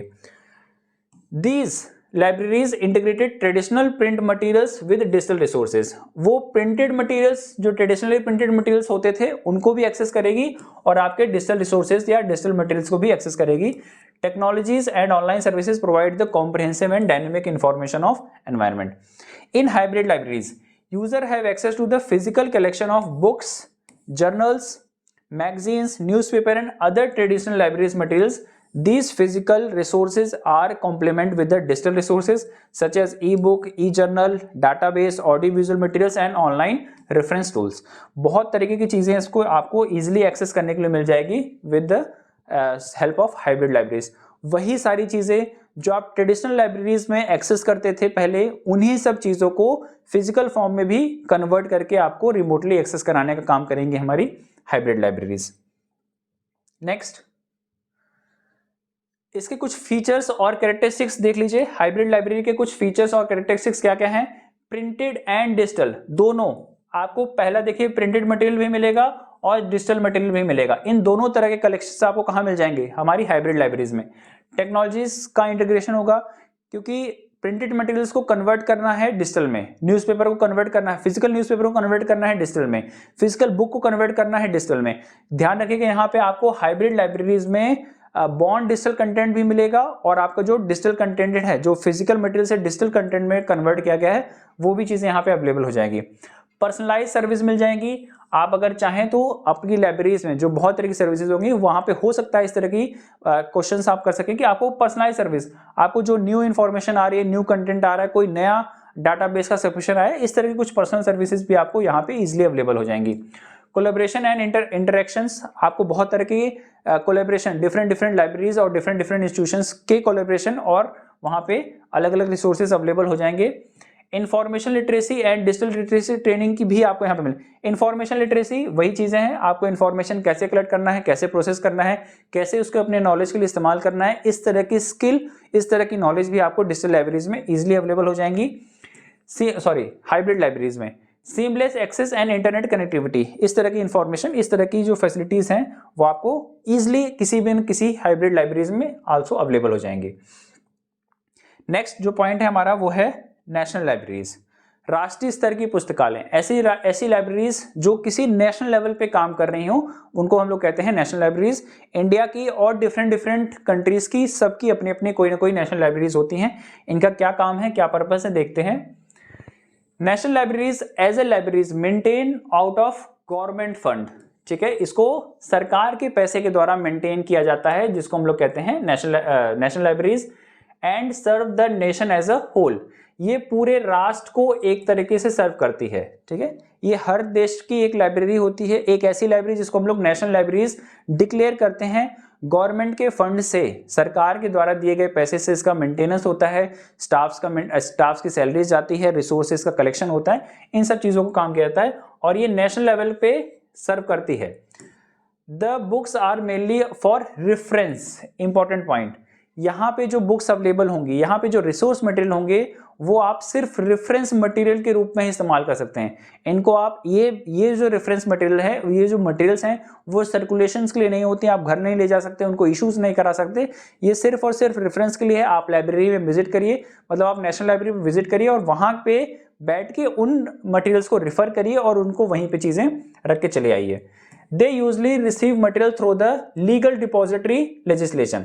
Important point, इनमें जो मटेरियल्स आपके पास अवेलेबल होंगे वो कैसे होंगे, वो आपके पास कैसे पहुंचेंगे, मतलब नेशनल लाइब्रेरीज में कैसे पहुंचेंगे, with the help of legal depository legislation.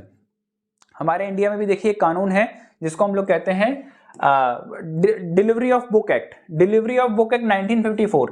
इस डिलीवरी ऑफ बुक एक्ट, इस एक्ट के बारे में बहुत अच्छे से इंपॉर्टेंट क्वेश्चंस पूछे गए हैं आपके इसी यूनिट 1 में। ये भी टॉपिक हमारे पास अवेलेबल है, इसकी भी वीडियो आपको बहुत जल्दी आपके एप्लीकेशन पे अवेलेबल हो जाएगी, वहां पे इसको आप देख सकते हैं।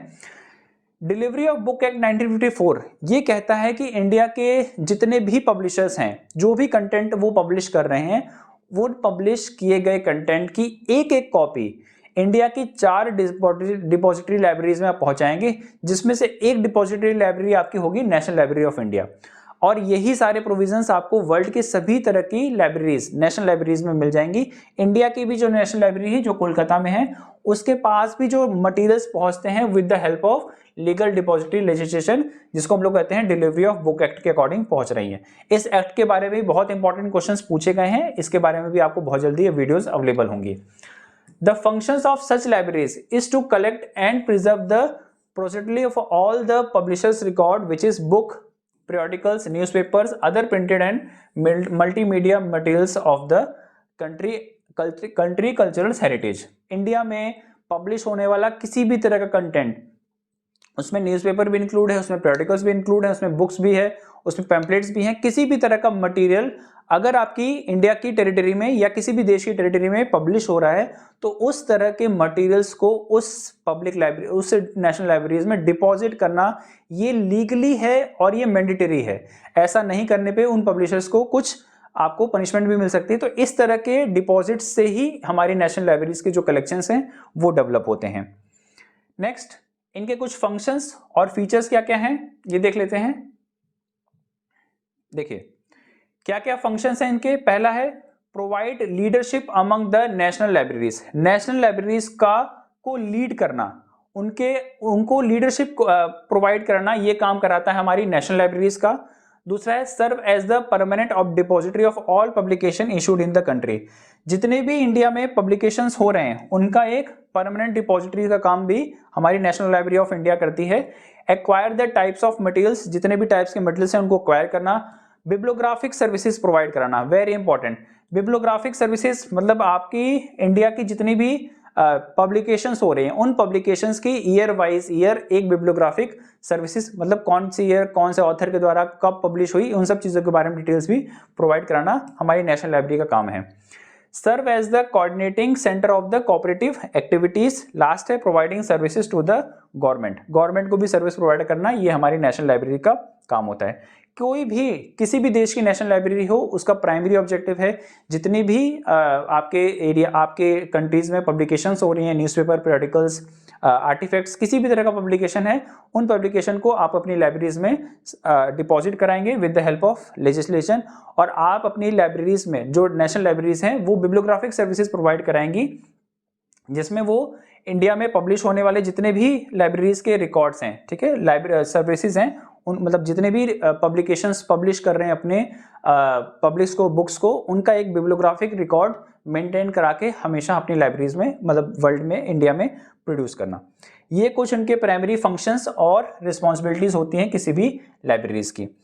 वर्ल्ड की डिफरेंट लाइब्रेरीज के बारे में क्वेश्चंस पूछे गए हैं। इंडिया की जो नेशनल लाइब्रेरी है हमारा, देखिए इंडिया की नेशनल लाइब्रेरीज का अपना एक हिस्ट्री है, इसकी अपनी एक बहुत इंपॉर्टेंट क्लास हो सकती है जिसके बारे में मैं जब नेशनल लाइब्रेरी वाला टॉपिक हम लोग कंप्लीट करेंगे या इंडिया की जितनी भी नेशनल लेवल की इंपॉर्टेंट लाइब्रेरीज हैं उन सब लाइब्रेरीज के बारे में अलग अलग वीडियोस अवेलेबल होंगी।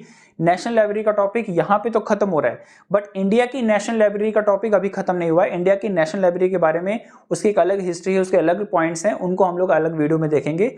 बट इन जनरल हमने नेशनल लाइब्रेरी के बारे में यहाँ पे समझा, और इंडिया की या वर्ल्ड की जो डिफरेंट नेशनल लाइब्रेरीज हैं उनसे रिलेटेड अगर आपसे क्वेश्चन पूछा जाए तो यहाँ पे वो क्वेश्चंस आपको मिल सकते हैं कि इंडिया में इंडिया की जो नेशनल लाइब्रेरी है वो कहाँ पे आपको अवेलेबल मिलेगी। ये आपको मिल जाएगी कोलकाता में, ठीक है।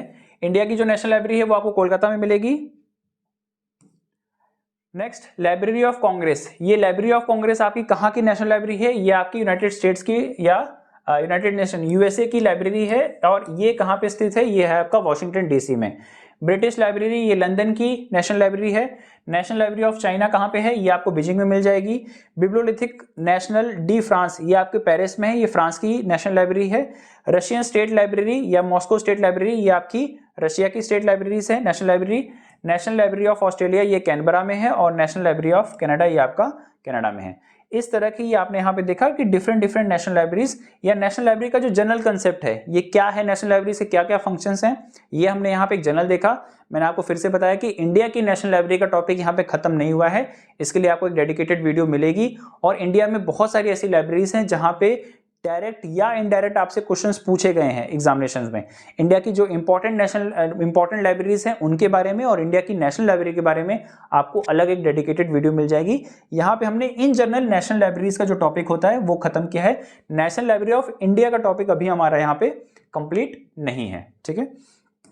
सो फ्रेंड्स, ये थी हमारी एक वीडियो जिसमें हम लोगों ने ये देखा कि इंडिया में या वर्ल्ड में कितने तरह की डिफरेंट टाइप ऑफ लाइब्रेरीज होती हैं। आपका जो सिलेबस दिया है केवीएस, एनवीएस या एएमआरएस ने, उसमें आप देखेंगे डिफरेंट टाइप ऑफ लाइब्रेरीज लिख दिया गया है। बट कौन कौन सी different different types of libraries हैं, उनको कैसे पढ़ना है, या कहीं भी इंडिया में भी, इंडिया की उसमें कहीं आप देखेंगे नेशनल लाइब्रेरीज नहीं लिखा हुआ है, या नेशनल लाइब्रेरी ऑफ इंडिया का टॉपिक आपको किसी भी सब्जेक्ट में नहीं मिलेगा, किसी भी सिलेबस में नहीं मिलेगा, but national library of India से टॉपिक्स क्वेश्चंस पूछे गए हैं। डिफरेंट डिफरेंट इंडिया की जो नेशनल इंपॉर्टेंस की लाइब्रेरीज हैं वहां से क्वेश्चंस पूछे गए हैं। तो इन सब चीजों को भी आपको अच्छे से क्लियर करना है। हम लोग ने ये टॉपिक क्लियर किया जहां से हम लोगों ने different different types of libraries के बारे में समझा। पूरी तरह से ये कंसेप्चुअल पेपर है, या पूरी तरह से कंसेप्चुअल टॉपिक है। अगर इस टॉपिक के आपके कंसेप्ट क्लियर हैं तो आप एग्जामिनेशन में पूछे गए एग्जाम्स में क्वेश्चंस बहुत इजीली, बहुत आसानी से क्लियर हो जाएंगे। ठीक है, चलिए कुछ इंपॉर्टेंट क्वेश्चंस देख लेते हैं, एमसीक्यूज देखेंगे, और ऐसे ही एमसीक्यूज का बहुत अच्छा खासा कलेक्शन 100+ क्वेश्चंस आपको हमारे ई गुरुकुल एप्लीकेशन पे अवेलेबल हो जाएगा। इस वीडियो के नीचे मैं डिस्क्रिप्शन बॉक्स में अपने एप्लीकेशन का लिंक प्रोवाइड करा दूंगा, या फिर आप अगर गूगल प्ले स्टोर पे जाके ई गुरुकुल डालते हैं तो वहां पे चीजें आपको इजिली अवेलेबल हो जाएंगी। चलिए क्वेश्चन देखते हैं। केवीएस 2015 में क्वेश्चन पूछा गया है, the national library which serve all the members of the society without discrimination of age, gender, caste and creed. ऐसी कौन सी लाइब्रेरी है जो किसी भी सोसाइटी के सभी मेंबर्स को सर्व करती है विदाउट एनी डिस्क्रिमिनेशन, एज का डिस्क्रिमिनेशन किए बिना, जेंडर का डिस्क्रिमिनेशन किए बिना, कास्ट का या फिर क्रीड का। ऐसी कौन सी लाइब्रेरी है? 2015 में केवीएस से क्वेश्चन आया हुआ है। आप देखेंगे इसका आंसर आपको मिलेगा पब्लिक लाइब्रेरी। मैंने आपको भी क्लास में बताया था कि किसी भी डिस्क्रिमिनेशन के बिना अगर आप किसी भी लाइब्रेरी में विजिट कर सकते हैं। ऐसा नहीं हो सकता कि आप किसी भी स्कूल लाइब्रेरी में विजिट कर लें, ऐसा बिल्कुल नहीं हो सकता कि आप किसी भी यूनिवर्सिटी की लाइब्रेरी में इजीली विजिट कर लें। स्पेशल लाइब्रेरीज में विजिट करना मुश्किल है जब तक आप स्पेशलाइज्ड इंस्टीट्यूशन में काम नहीं कर रहे होंगे। नेशनल लाइब्रेरीज में विजिट करना ईजी है, बट फिर भी आपको इस तरह की लाइब्रेरीज जो पब्लिक लाइब्रेरीज होती हैं वहां पे किसी भी डिस्क्रिमिनेशन के बिना आपको इजीली एक्सेस मिल सकता है। ठीक है, नेक्स्ट है what does an academic library consist. Academic library क्या है या किससे मिलकर बनती है? ऑप्शन यूनिवर्सिटी, स्कूल, कॉलेज या all of the above. Question देखिए कितनी बार एक ही क्वेश्चन को कितने अलग अलग एग्जामिनेशंस में पूछा गया है। इसलिए देखिए मैंने जो ये कोर्स बनाया ना ऑल इन वन, आपका कंटेंट वही हर जगह सेम है। आप स्कूल लाइब्रेरी की कभी भी तैयारी करें, किसी भी स्कूल लेवल के एग्जामिनेशन के लिए करें, केवीएस के लिए करें, एनवीएस के लिए करें, ईएमआरएस के लिए करें, डीएसएसबी के लिए कर लें, स्टेट की किसी भी रीजनल स्कूल वैकेंसीज के बारे में कर लें, आपको सब कुछ कंटेंट यही पढ़ना है। एक बार अगर आपने ये सिलेबस कंप्लीट कर लिया अच्छे से केवीएस, एनवीएस, ईएमआरएस का, तो आपका सारा कंटेंट आपका इजीली कवर हो जाएगा। देखिए इसी तरह के क्वेश्चंस आपको डिफरेंट डिफरेंट एजेंसीज में पूछे गए हैं। अब आपसे पूछा जा रहा है कि एकेडमिक लाइब्रेरीज क्या है या किससे बनकर मिलती है। अभी मैंने आपको बताया academic libraries in whole, in total 3 तरह की लाइब्रेरीज इसमें मिल जाएंगी। आपको स्कूल लाइब्रेरी मिल जाएगी, आपको कॉलेज लाइब्रेरी मिल जाएगी, आपको यूनिवर्सिटी लाइब्रेरी मिल जाएगी। हमने स्कूल के बारे में अलग से क्लासेस ली हैं, अलग से टॉपिक पढ़ा है इसका, कॉलेज के बारे में अलग से पढ़ा, यूनिवर्सिटी के बारे में अलग से पढ़ा। ठीक है, तो जो इसका आंसर है, इसका आंसर रह जाएगा आपका all of the above. Academic libraries सभी तरह की स्कूल, कॉलेज, यूनिवर्सिटी लाइब्रेरीज का एक कलेक्शन होता है। Next, the aim of which type of libraries, the aim of which type of libraries is to promote the academic and research need of the user। DSLV 2014 में पूछा गया है। देखिए important point यहाँ क्या है, academic and research, research word आ गया है। और अगर आप एकेडमिक लाइब्रेरीज में रिसर्च का वर्ड सुनते हैं तो स्कूल्स में रिसर्च नहीं होगी। पहले बात की एकेडमिक लाइब्रेरीज के बारे में बात कर रही है। एकेडमिक लाइब्रेरीज मतलब 3 तरह की लाइब्रेरी, स्कूल, कॉलेज, यूनिवर्सिटी। और रिसर्च एक्टिविटीज कहाँ होगी? स्कूल में नहीं होगी, कॉलेज में नहीं होगी, और जो रिसर्च एक्टिविटीज होती हैं वो मेनली आपकी कहाँ पे मिलती हैं? वो आपकी यूनिवर्सिटी लाइब्रेरीज मिल जाती हैं। Answer is D. Next question number 4, who are the academic user of the libraries. Academic user कौन कौन हो सकते हैं? एकेडमिक यूजर मतलब आपकी जो एकेडमिक लाइब्रेरीज है उसमें कौन कौन यूजर हो सकते हैं? देखिए कहां पूछा गया है, डीएसएसबी 2014 में सेम क्वेश्चन आया था। स्टूडेंट्स ओनली, यहां पे स्टूडेंट्स ओनली लिख दिया गया है, आंसर गलत। ठीक है, ये आंसर गलत हो जाएगा। Students, teachers, researchers and public. ठीक है, देखते हैं ये ऑप्शन सही है कि नहीं। फिर नेक्स्ट है स्टूडेंट्स, टीचर्स एंड रिसर्चर्स, और यहां लिखा है टीचर्स, टीचर्स ओनली, ये तो गलत हो जाएगा क्योंकि अगर यहाँ पे स्टूडेंट्स ओनली है तो टीचर्स गायब हो गए, स्टाफ मेंबर्स गायब हो गए। यहाँ टीचर्स लिखा है तो स्कूल के जो स्टूडेंट्स हैं वो गायब हो गए, तो मतलब ए और डी आपका गलत। अब यहाँ पे पूछा जा रहा है स्टूडेंट, टीचर और रिसर्चर्स, और यहाँ पे दे दिया गया है पब्लिक। क्या एकेडमिक लाइब्रेरीज में कोई भी पब्लिक एक्सेस कर सकता है? Answer is no. तो जैसे ही यहाँ पे पब्लिक आया ये आंसर आपका गलत हो जाएगा, answer is C. Question number 4 इसका आंसर हो जाएगा आपका C. Next, what are very important categories of documents in a library collection particularly in the research library.